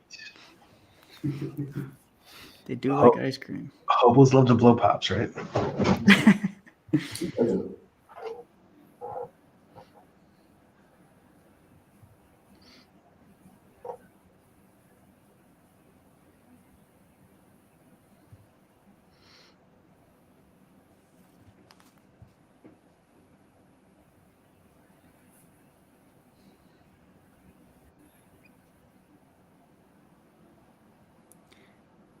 So next time I have to draw even more stuff in a sketch card. I think eventually it's going to be like the Bottle City of Candor or something, like this metropolis in a thimble. Yeah, did you see some of those sketch cards that Frankie B was posting on Twitter? Like this artist, last name is Nar or something like that. I don't even understand it, to be completely honest. It was crazy. It was crazy. That is a whole other level.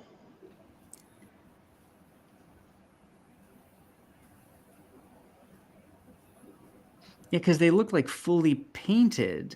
Yes. So I don't know. Those aren't Copic markers. Like, what? Is he pulling out acrylics and painting? Like, airbrush? I don't even know. Yeah.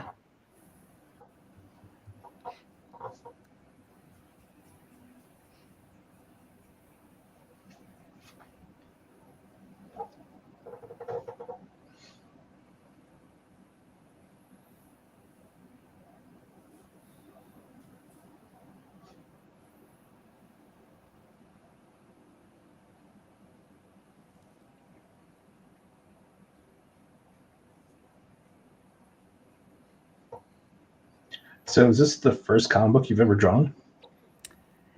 Yeah, I mean, I did that short story, 6-pager, I don't know, 20 years ago or something.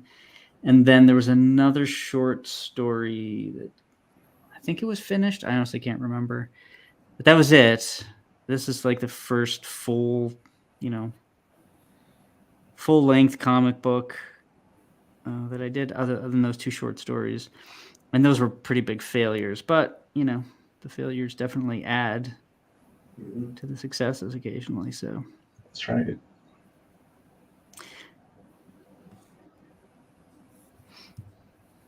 Well, that's amazing, man. Your artwork is fantastic.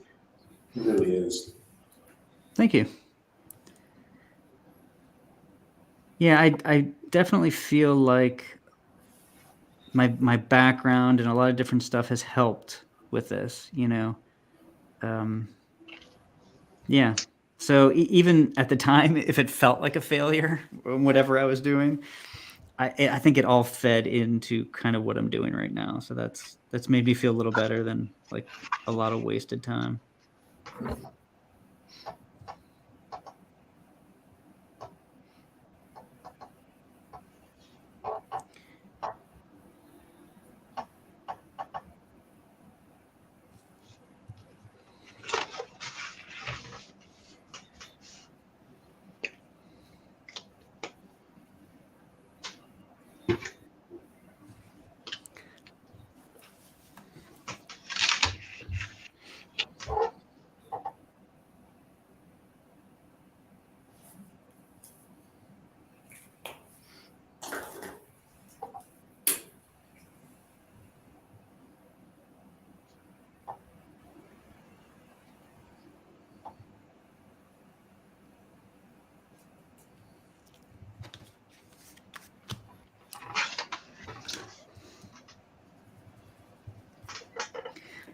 I will say, the way I usually draw is I constantly have stuff in my mouth.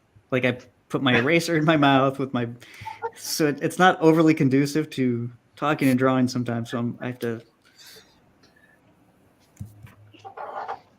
That's right. I mean, we get quiet too sometimes because we'll get in the zone. We'll just like tune out each other when we're on here.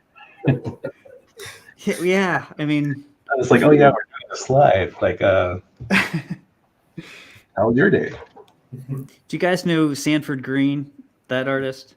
No, I'm not familiar with it. He just posted. He's done. Oh my god, I'm blanking on the art. Bitter Root, really incredible artist. But he asked something on Twitter, and he said, I can't remember what he said. He does, like, he holds his breath while he draws. It's just one of those weird, like, little idiosyncrasies. Yeah. That you don't notice you do. And he's like, does anybody else have something like that? And I responded, I'm like, yeah, actually I do. Sometimes I'll take a sip of coffee and I won't swallow it. And I'll totally forget about it for like a minute and a half. Wow. I tend to bite my lip whenever I draw. And before I know it, I've got this huge indent on my upper lip from my tooth just being like stuck there for 30 minutes. Oh, man. That's funny.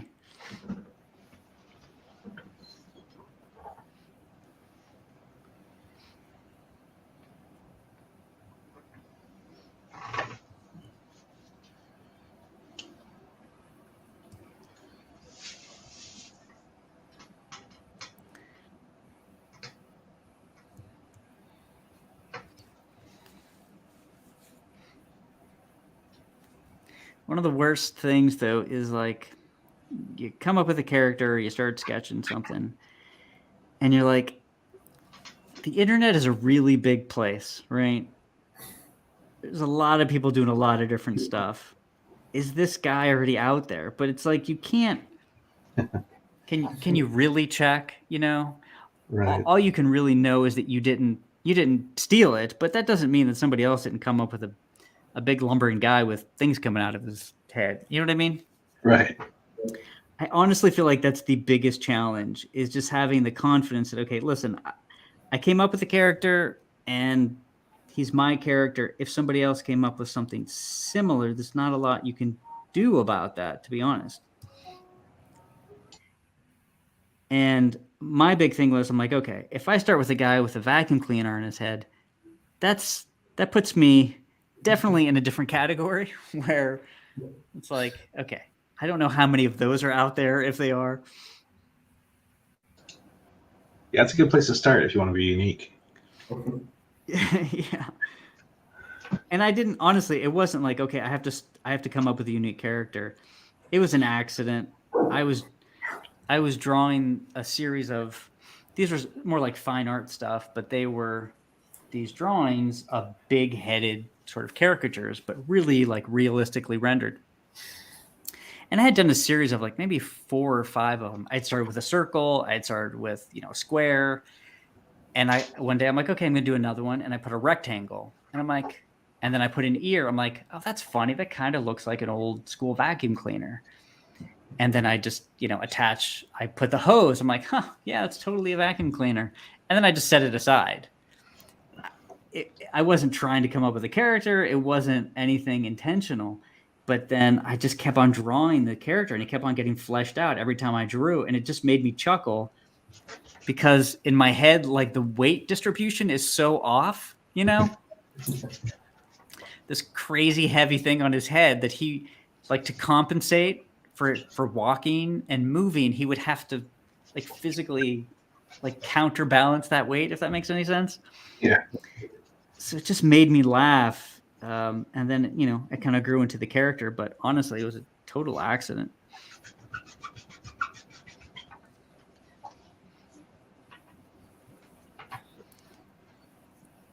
One of my dreams is, once the book's live, if people like it, and, is to find somebody to cosplay as Horace and just walk around town. And also, not just at Comic-Cons, just walk around town, go to baseball games, like, just have him go around the city at the most, like a city board meeting or something, At a bank. Exactly. Talk to the manager. Yeah. I'd like to open an account. That's right. I want to file a complaint with how low your door openings are. Yes. Hey, we've got GJ in the house. Hey, GJ, what's up, man? Hey, how's it going? Hello, guys. What's going on, GJ?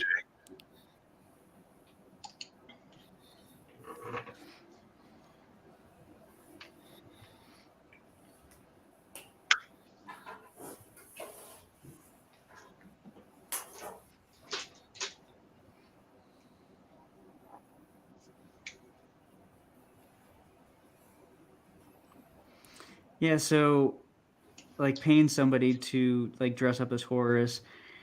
I have 3D printing background, and I have all this, practical experience. So I'm like, yeah, I could actually build something. It would be really time consuming, but man, would that be worth it. Yeah. I saw you bought, like, the belt and some other stuff. Yes, that would, yeah. Yeah. GJ says, just got done with Peter's draw stream. Awesome. Oh, nice. This one's better because we got Fabrizio here.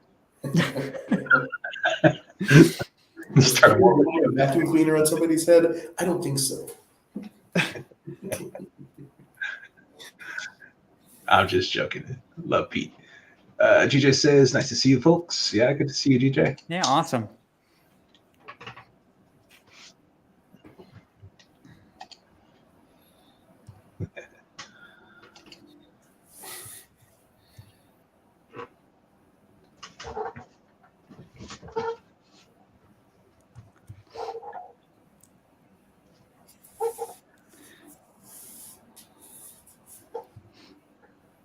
I also would love to, after the book gets going, and man, I want to see crossovers.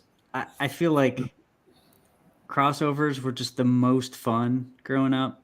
Yeah. And to see, like, crossovers of just different characters from different universes kind of meeting up. And especially since Horace can travel through pocket universes, it makes it definitely more... It's more plausible. Yeah, exactly. That's awesome. Let's see Horace go around.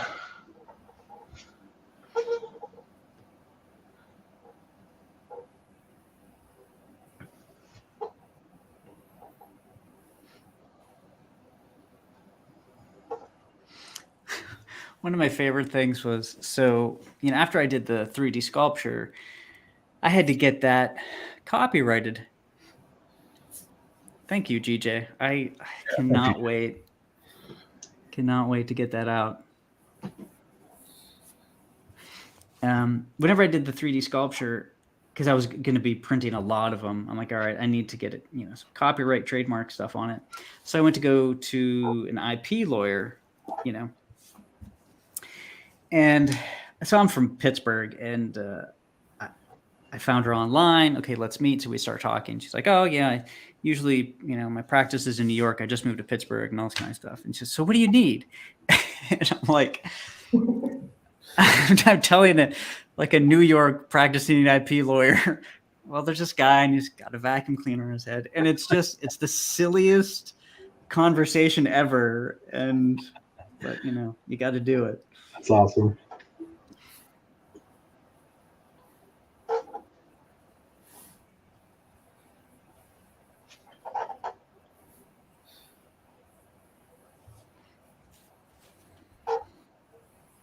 How would you have felt if she had said like, oh yeah, like 4 of my other clients have that same idea? Oh God. Another one? Oh. We all smoke it.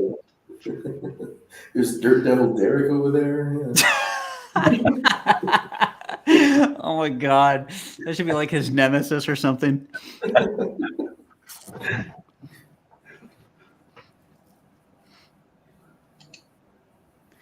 Yeah, I can't wait to sort of show his origins, and why he wears it and, where that came from. But GJ has a question. Oh. Fabrizio, how much are you asking for the sketch card? I don't know yet. I haven't finished it yet. I haven't. You're ahead of the game, GJ. I don't know. You know what? Maybe I'll post it on my website or something. Whenever it's done. Yeah, let me think about that. I'm not sure yet, but thank you. I'll post it on my website or Twitter or something, and maybe just sell it through that. Oh yeah, Ben, is the website posted in the description, or do you want me to post it in the comments? It is. Yeah, I put the links down in the description. So Okay, cool. yeah, if you're watching this on YouTube, you just look at the description. It's down there. There you go. Yeah, it's HoraceHoover.com, and there's a newsletter. So like I said, the newsletter will definitely be a place where I can, send useful information, world building stuff, merchandise, those resin model kits whenever those are available. That'll all be on my website.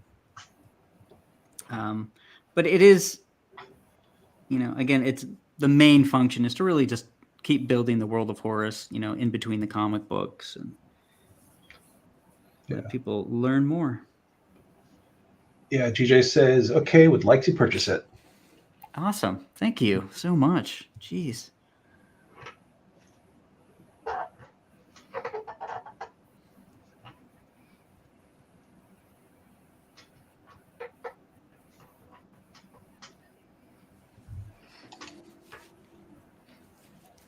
Says Fabrizio, do you take sketch card commissions as well?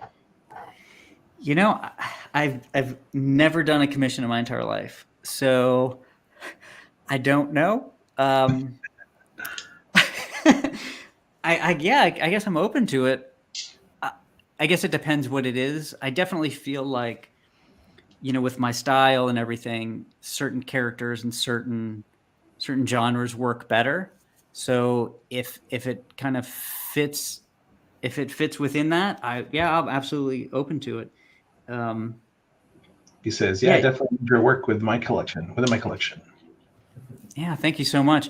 If you go to my website and fill out the contact form, I will respond with my email. So then you can have my personal email, and then we can, correspond directly. That'd be great.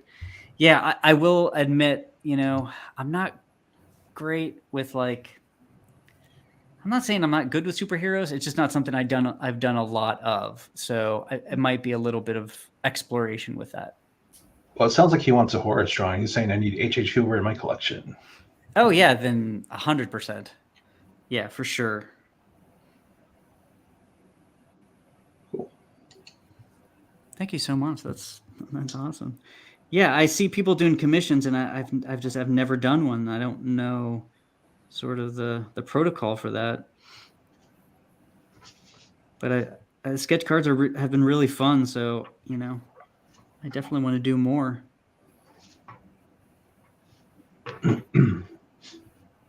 Yeah, GJ's awesome. He's been one of the most supportive guys. You know, the hanging around the alternative group. Yep. Yeah, I see the name all the time. It's great to see the same people, like you said, support the channel and just indie comics in general. Yeah.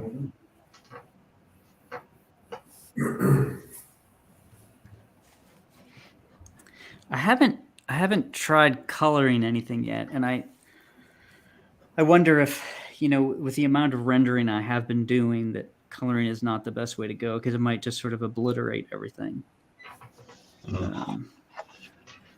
If you did color, what would you use? I would probably just do like a watercolor or something like that, or like a dye or an ink. I don't think I would do Copic. Yeah. I've used them in the past for other things, but I just feel like for these kind of drawings, I don't know. I'm really comfortable with watercolor. Mm-hmm. Yeah, I would say like maybe a wash if you really wanted to. It would definitely works black and white, but like I think you're right. You don't want to go too crazy with the color.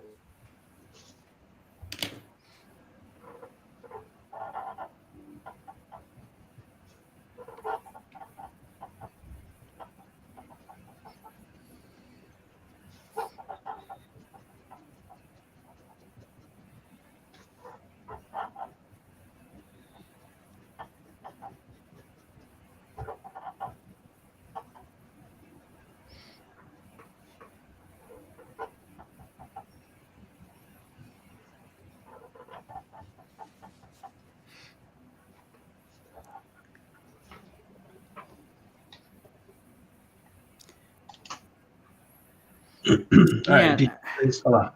Your details in your cards is simply amazing. Man, thank you so much. Yeah, these have been so much fun to do.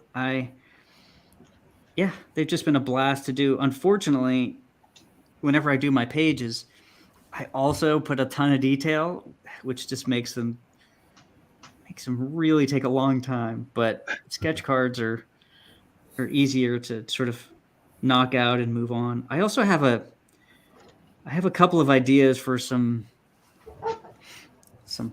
big puzzle cards that I think are going to be really cool. But I kind of want to hold off on those for a little bit. But I think you will like those, GJ.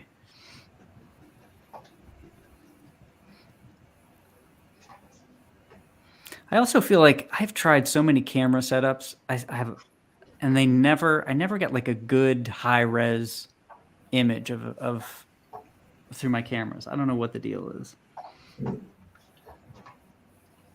Yeah, sometimes the autofocus cameras just can't do it for some reason. Yeah, it's like they capture your hand instead. Yeah, I don't know what it is. I have the same problem too.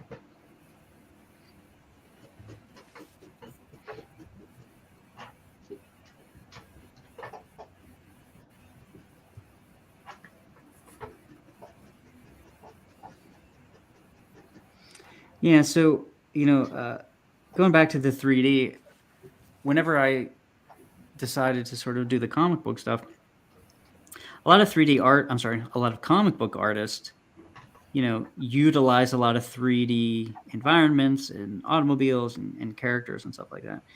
And I'm like, oh, that kind of gives me a leg up. If I can, I already can do the 3D. Maybe I can 3D model, Horace's study and just essentially trace that, which again, a lot of people do, and there's nothing wrong with it at all. But I tried that, and it kind of felt a little dead for me. And I don't know if it's because I use a brush or what. But I actually think that the mistakes, I don't call them mistakes. The tolerances, whenever you're drawing something traditionally in perspective that you just automatically do, kind of let it breathe a little more.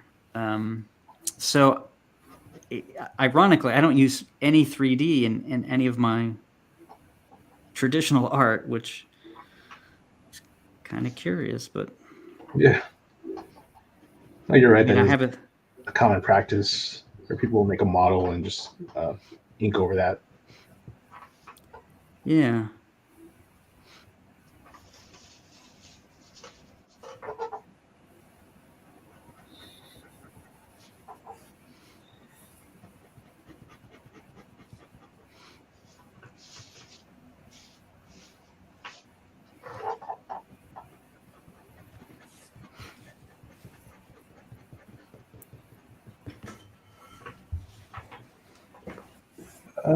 We got GJ here again.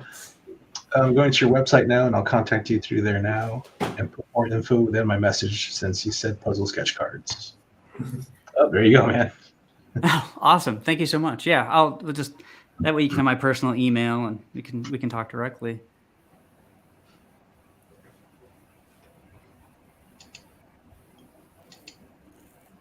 All right. Go to Justin. Let's see what you got going on. Oh man. That's cool.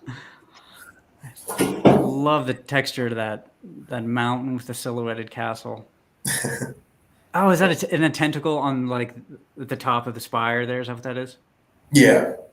Oh, that's awesome. I love that idea.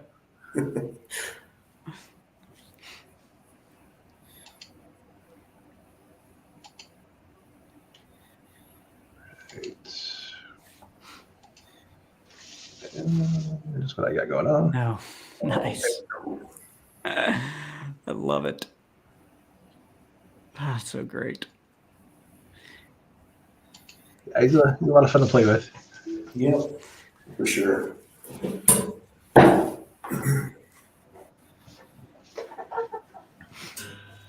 Yeah, I think it's funny because tentacles, it's just one of those things that I could draw all the time, you know?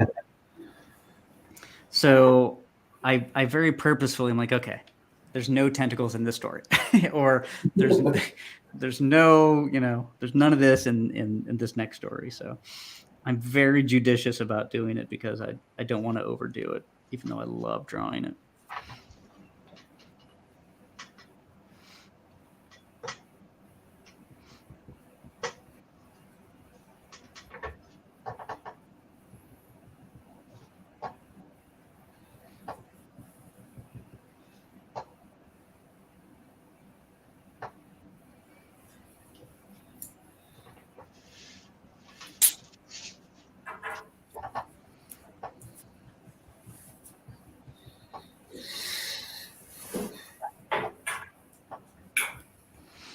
All right, so for this character, I'm thinking this is actually bone coming through his skin, and I want like tiny little skulls hanging from strings on here.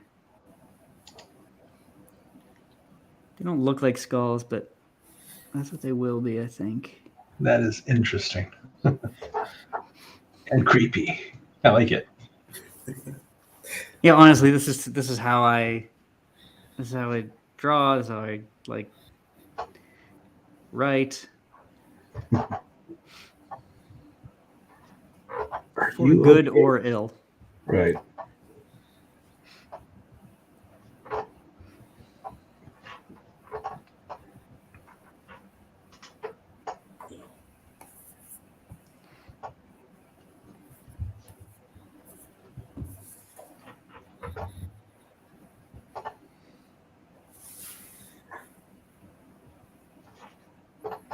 Man, that's really great work.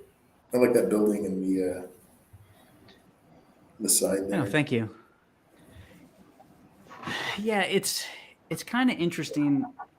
I'm forced to come up with different things. Not that everything in a Pocket universe is going to look unique. There's going to be a Pocket universe that looks like Jersey or something, but it's going to be, like New Hampshire. But it's just a lot of fun, kind of forcing myself not to do sort of the standard architecture, New York City, this or that. So it's actually a lot of fun. It's freeing, I should say, to be able to just to kind of mess with architecture a little bit. Yeah, it's really cool. It's like I can see how it's loose, but it's still like it reads really well. It's nice. Thank you. I actually think that's really the benefit of brushes for me. You know, you get I don't want to say the illusion of detail, but that's kind of what it is, you know. Yeah. Because you're popping in the shadows instead of the actual form itself. So your mind sort of infers the object that's projecting the shadow.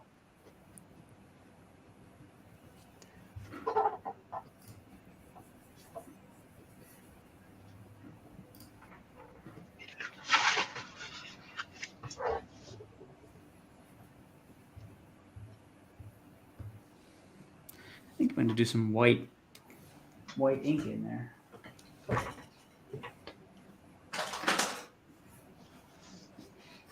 I actually found this drawing that I did when I was like maybe 14 years old or something, just a little bit ago. I don't really have much artwork from when I was young, and this whole thing, like, this is the patience of a 14-year-old, I guess. I had it was all traditional pen and ink, and it was I don't know, maybe a 20 by 11 size, and it was like a night sky, and it was all pointillism, so it was all dots. Oh, wow. And I'm like, that is the free time of a high school student.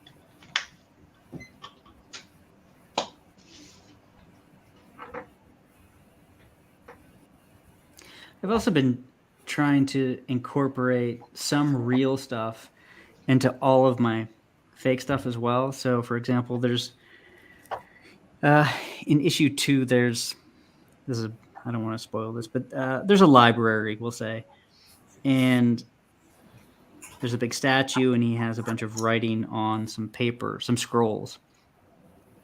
And I did, just sort of alien fabricate some of it, but some of it I actually pull from real text. So there's something called the Voynich manuscript, which is like this sort of, it's like a mystery book that they couldn't solve from the 1500s. Something called the Keys of Solomon, which is like a real book of demons written by, I can't remember who, a couple hundred years ago. So that's been a lot of fun. They're Easter eggs for people that want to find them. Yeah.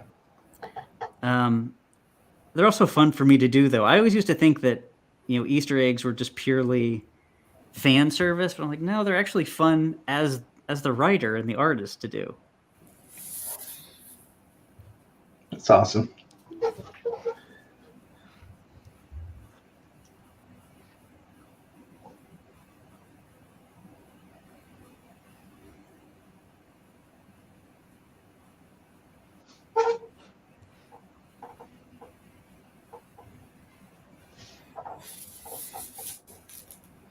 Yeah, like this character,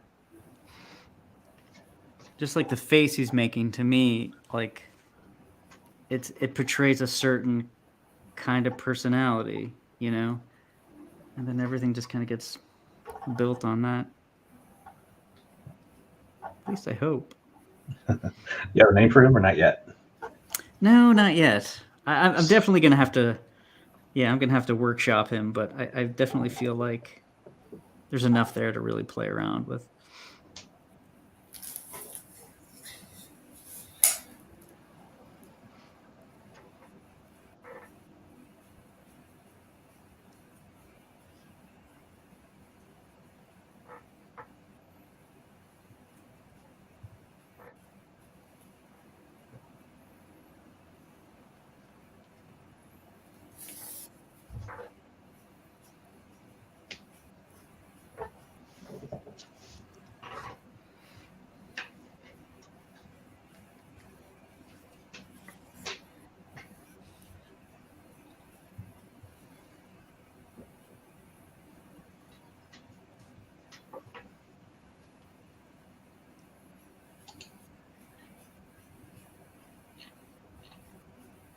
We got GJ back again. Fabrizio, okay, message has been sent.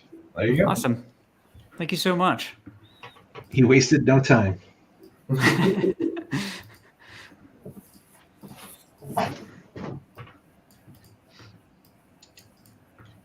GJ says the creatures, monsters that I've seen so far in H.H. Hoover illustrations are just amazing. Yes, they are. Thank you.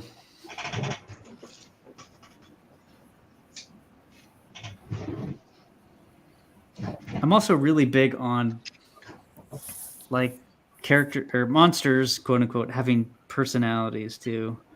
Like that's the other thing, you know, when you say Lovecraft or whatever, they're definitely monsters, but you know, they're sort of alien, just bent on pure destruction and horror kind of thing. Right. I do like the idea of a monster having a personality too.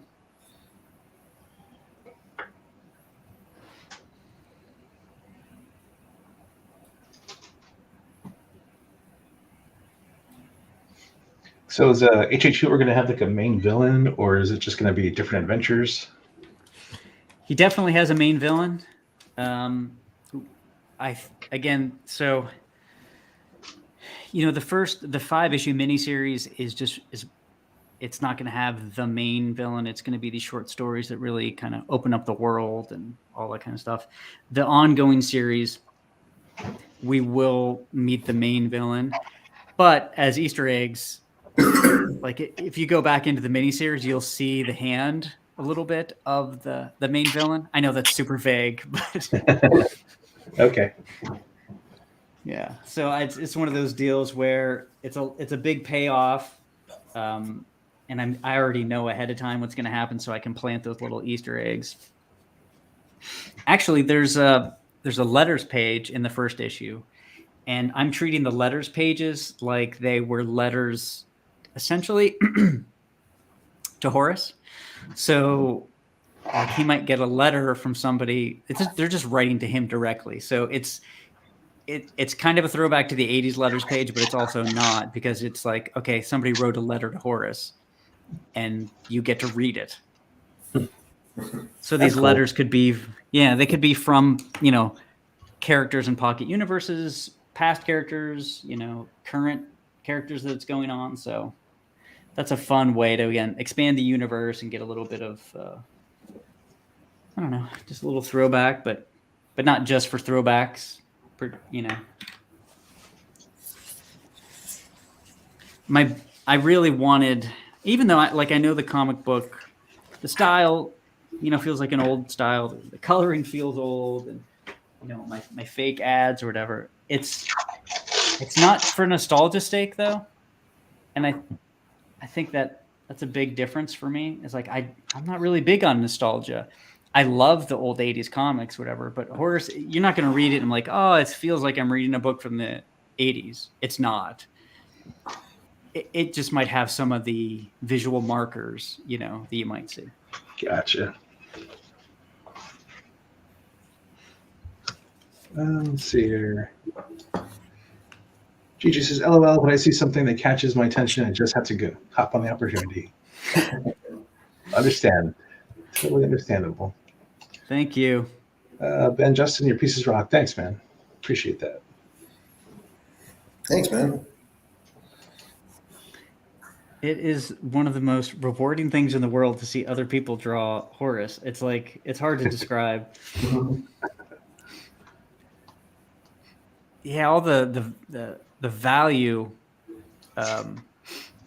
in that tentacle and that rock face is just fantastic. Well, thank you.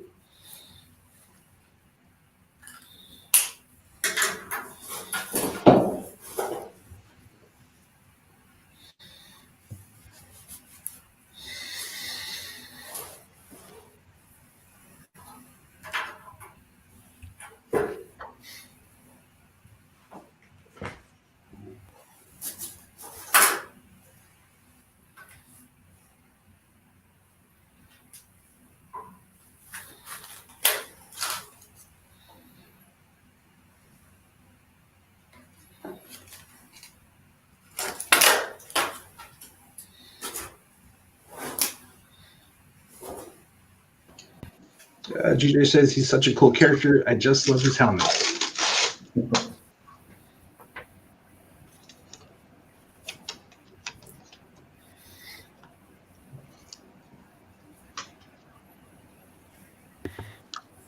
Yeah, thank you. Yeah, the helmet. Yeah, again, like whenever I came up with it, it was kind of an accident, but it really stuck in my head, you know, and I kept on drawing it over and over, and it just wouldn't go away, and then it just kind of grew from that. The funny thing is, I didn't actually look at a vacuum cleaner when I was doing the helmet. I'm like, oh, it kind of looks like one of those old timey vacuum cleaners, but I didn't Google a vacuum cleaner and then, you know, oh, okay, it looks like this and that and that.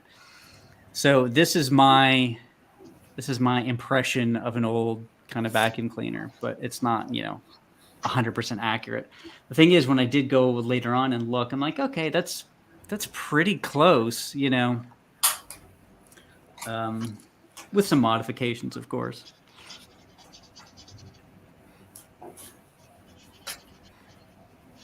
So I think this sketch card is done. I think this is done. I think any more noodling and things go awry.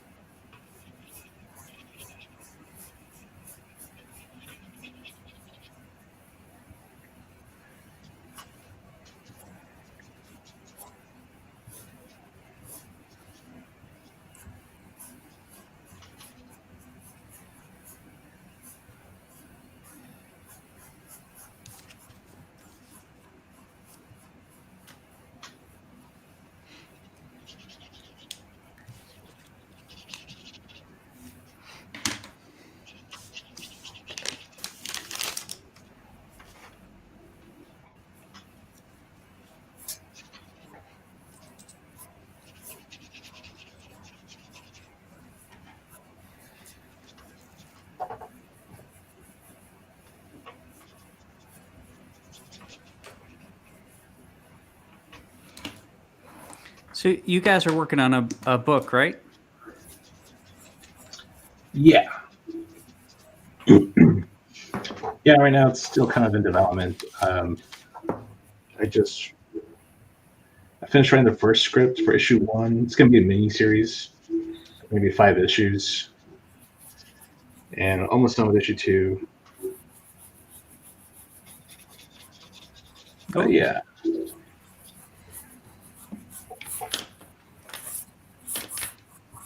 Yeah, both Justin and I will be the artists on it. When do you think that'll? I know it's always hard to say. Like, when do you imagine that coming out? Probably next October, next fall. Oh, that's good. Yeah. Yeah, I want to have the bulk of it done before we do anything with it. Yeah, that's definitely the way to go. I think if I wouldn't have had that first issue done 100% before, you know, talking to Alterna, I think I would have been a little concerned. Yeah. All right. Let's see. Horus versus the Hulk. No. That's been done to death.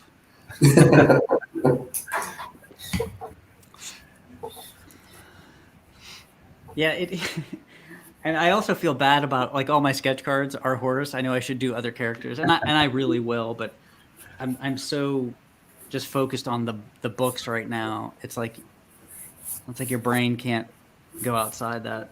Right.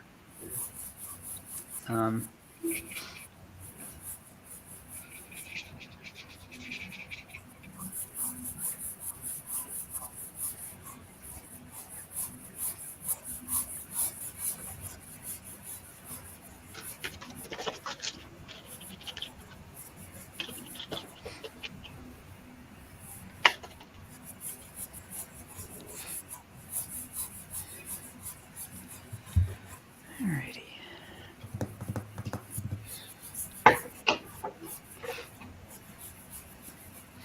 I do feel like Max has gotten a little bit of a short shrift, so I gotta really get some more Max out there.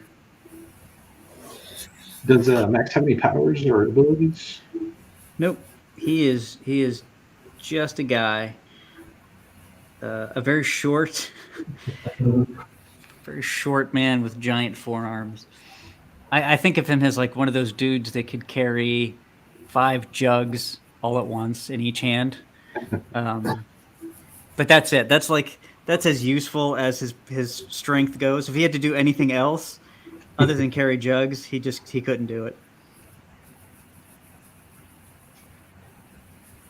No, I mean he's sort of like streetwise, like he could fight kind of thing, but he's not really a superhero or, has any superpowers or anything. Gotcha.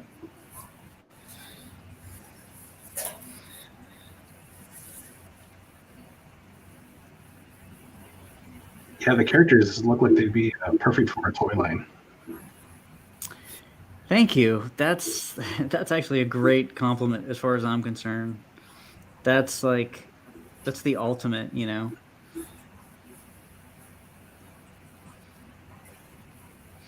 Especially like all of those knots that I was talking about. I feel like those are really going to be conducive to that sort of thing, just because they all have one characteristic that you can sort of extrapolate and that you can take to extremes. And I just think that lends itself to a toy or, something like that.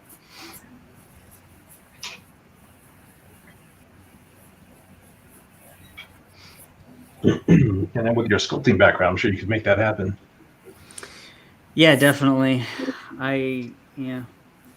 It's very easy to take a 3D sculpture and essentially give it articulation.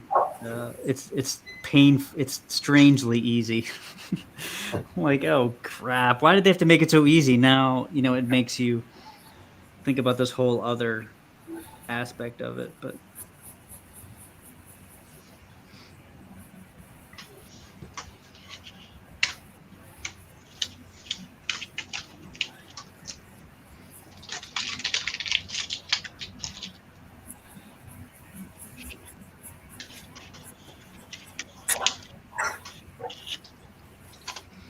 so I'll be actually I was going to start issue 3 like a week or so ago, but I really wanted to get just more non sort of storytelling artwork done, because I felt like I was showing everything because it was all I had was the books.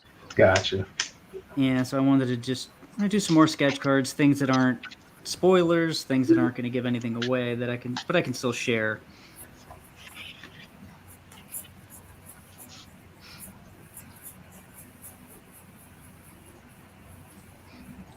I've got another comment from GJ here. He says, I'm very happy Alterna Comics found you, Fabrizio. Your art style definitely fits within. Thank you. Yeah, I love it. I mean, I'm super happy to be part of Alterna. I mean, the creators there are just awesome. And like I said before, I feel like the character fits, the book fits, just because, not because it's like anything else, but because it's just very unique, and everything in Alterna has, it's just unique. You can tell that they're creator owned.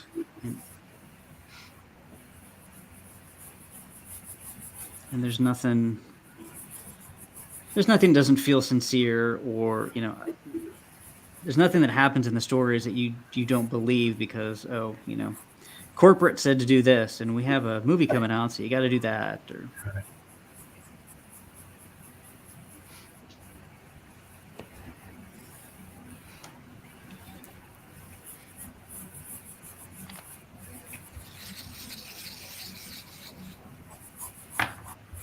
yeah. So as far as Mac's background, again, that'll come out later.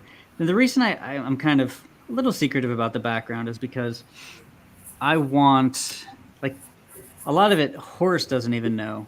So I want the reader to find out whenever Horace finds out. So that'll come later, but basically Max kind of follows around Horace because he has something invested. I'll just leave it at that. But I mean, he is a friend. He's kind of a gruff. He's an ex-bookie, New Yorker, but he's a good guy. But he's following Horace around because he needs there's an investment, we'll say. I'll leave it at that.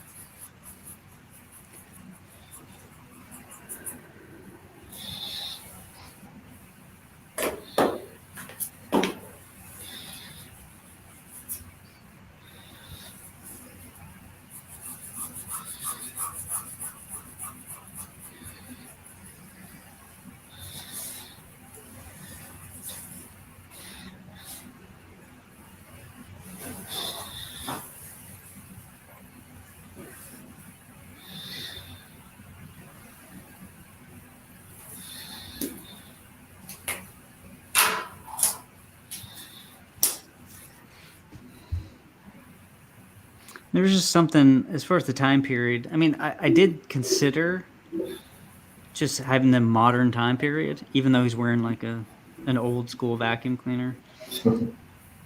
But man, there's just something about like New York in the 20s and 30s. It's just, I don't know. It's alive. There's a lot of stuff going on. Um, it was a really unique place back then.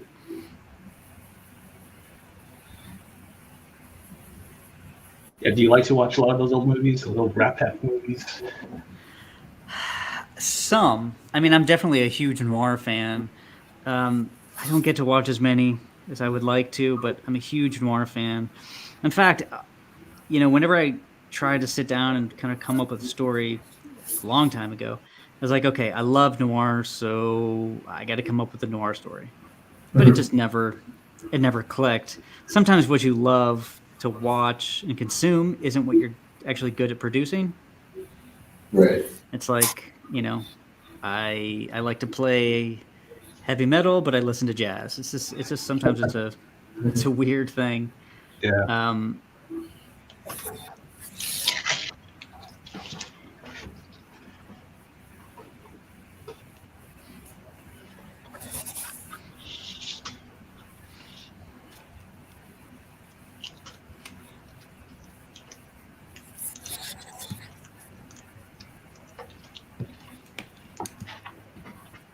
Also, the thing about the 20s and 30s is that was obviously a big time of like mysticism and spiritualism, That's tarot true. card reading.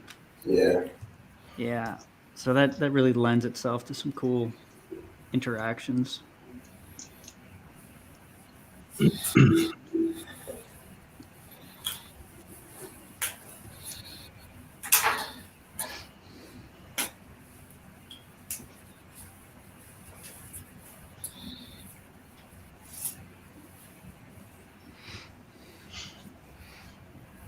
Yeah, he could look like he could carry 5 jugs, right?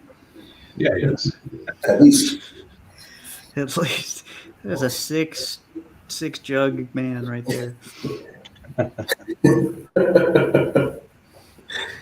6 jug grip.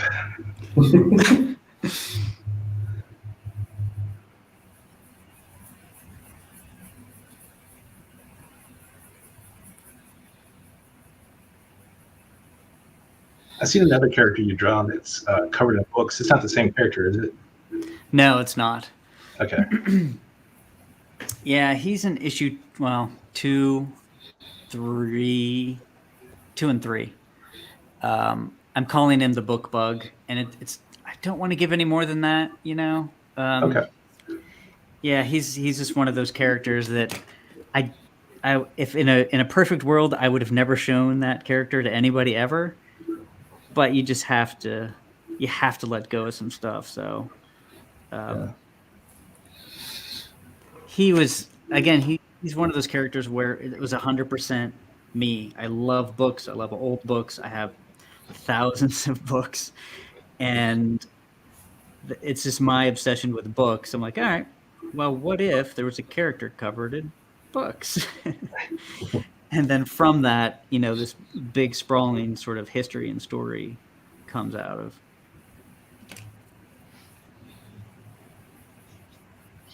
Yeah. I just realized I'm keeping you over. Are you all right on time? Oh yeah, I mean, I'll probably head out in a few minutes, but like Okay. once, yeah, I not that I'm going anywhere, but I got to get back to drawing actual pages, very large pages, after drawing tiny little. Tiny little things. Oh man, I love that water. What's that? That long. Oh, that's cool. Yeah, I'm drawing whether I'm, you know, on stream or not. The thing is, I can't put my pages right here where the camera's at. If not, I would totally be working on pages. Yeah. You also don't want to give anything away. Yeah, right now I think the first 2 issues I've definitely posted stuff from, but moving forward, I'm not going to post anything else moving forward. You know, no more actual pages of anything. I just want to keep those secret. It's tough though. It's like I want to give people different things to look at instead of just horrors over and over again. But you know, Yeah. That's cool. I think there's already lots of anticipation out there. Definitely, yeah. which is so cool. I mean, it still blows my mind. It's great.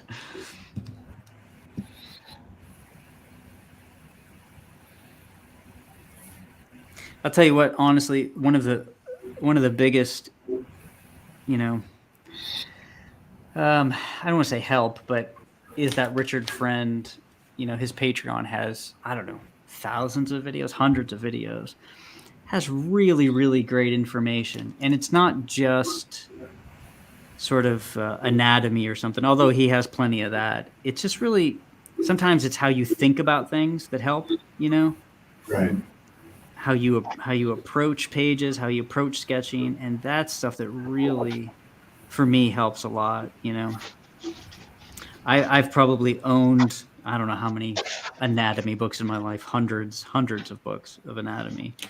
And sometimes just thinking about something just a little differently can totally change, you know, how you approach drawing anatomy, and that is worth like 15 books.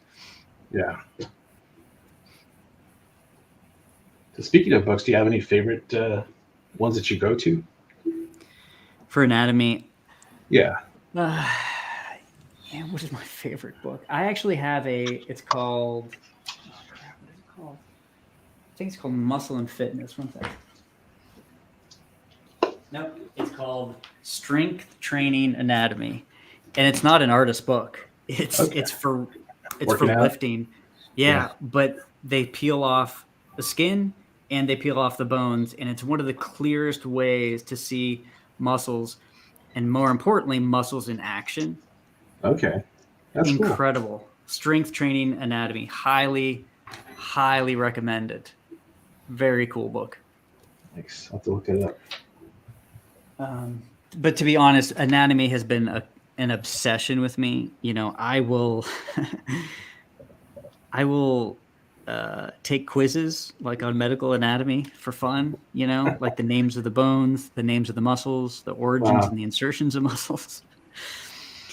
Yeah. What is wrong with you?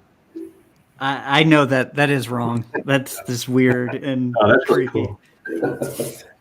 That's very admirable. I could not do that. Yeah.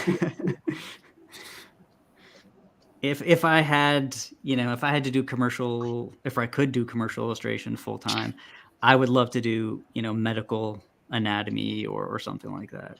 That stuff, I really love that. If I couldn't do comics, obviously, but. Right. You always hear about, Bushema, and he had I think he was a boxer. So like sometimes the background of the artist really kind of will inform what they focus on, how they draw, and man, I feel like, I don't know if it was him being a boxer or not, but like everything was so powerful. His hands were huge, these big knuckly hands. I believe, and I don't know if this is true, it's been a long time, but was it Michelangelo? A lot of the sculptors, were actually, they would use themselves as reference because they're swinging these giant chisels and hammers all day long. So they were pretty ripped, Yeah. So their hands and their muscles, all they had to do was kind of look down. So I think that's kind of interesting. Sometimes the medium itself actually, informs the art. Yeah.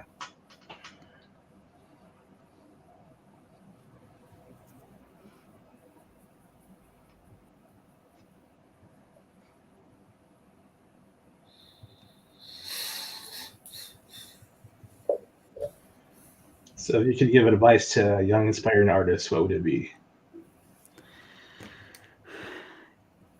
Learn anatomy and perspective. For me, at least. I'll be honest, though, like there's a lot of people that don't know it and their stuff looks great.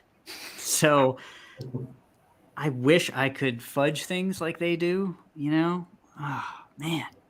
Some really great artists, they'll just they'll slash and burn and fake something, but it looks incredible. So maybe it's depending on the kind of artist you are, focus on that stuff. But for me, I have to know it in order to draw it. I can't fake it.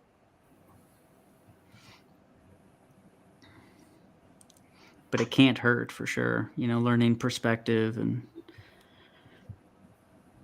really getting into the nitty-gritty of anatomy. I have a life-sized skeleton next to my desk. Do you really? Yeah. Awesome. That's how I have so many. I actually I've looked into purchasing real skeletons, but they're really expensive. I did like the idea of drawing from a human, like a real skeleton that was a person one time. I don't know. I feel like I could talk to him and run ideas by him.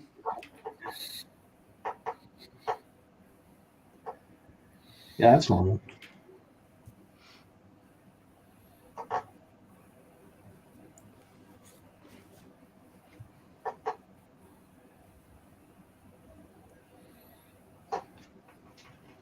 For these sketch cards too, I was thinking about actually blowing them up, like scan them in at like 1200 DPI or something, blowing them up and printing blue line, essentially. So doing like a large 11x17 version of the sketch card.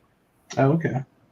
I thought that might be kind of fun. That way, if you have the sketch cards, like, hey, I have the sketch card of that poster or that pinup or something.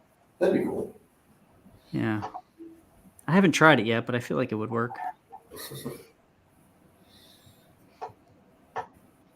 All right, I think I'm done. I've rendered the absolute heck out of this thing. So That looks great. My hand's about to fall off, so I think Yeah, let me get you on full screen here. We'll start with Fabrizio. Very nice. Very cool. Thank you. Yeah, I love the fact you're able Max in to. the city. Yeah. Yeah, I was gonna say I love the fact you're put in those backgrounds. Yeah, I feel like I have to. It's just it's a OCD thing. Yeah. All right, Justin, let's look at yours. Oh no, I was a fool. I forgot to render more pouch stuff. Oh. That is awesome. That is nice. I love that tentacle. It's crazy. Yeah. That's awesome. Thank you. Are those planets back there? Yeah, like suns or something. Okay. Very cool. Mhm.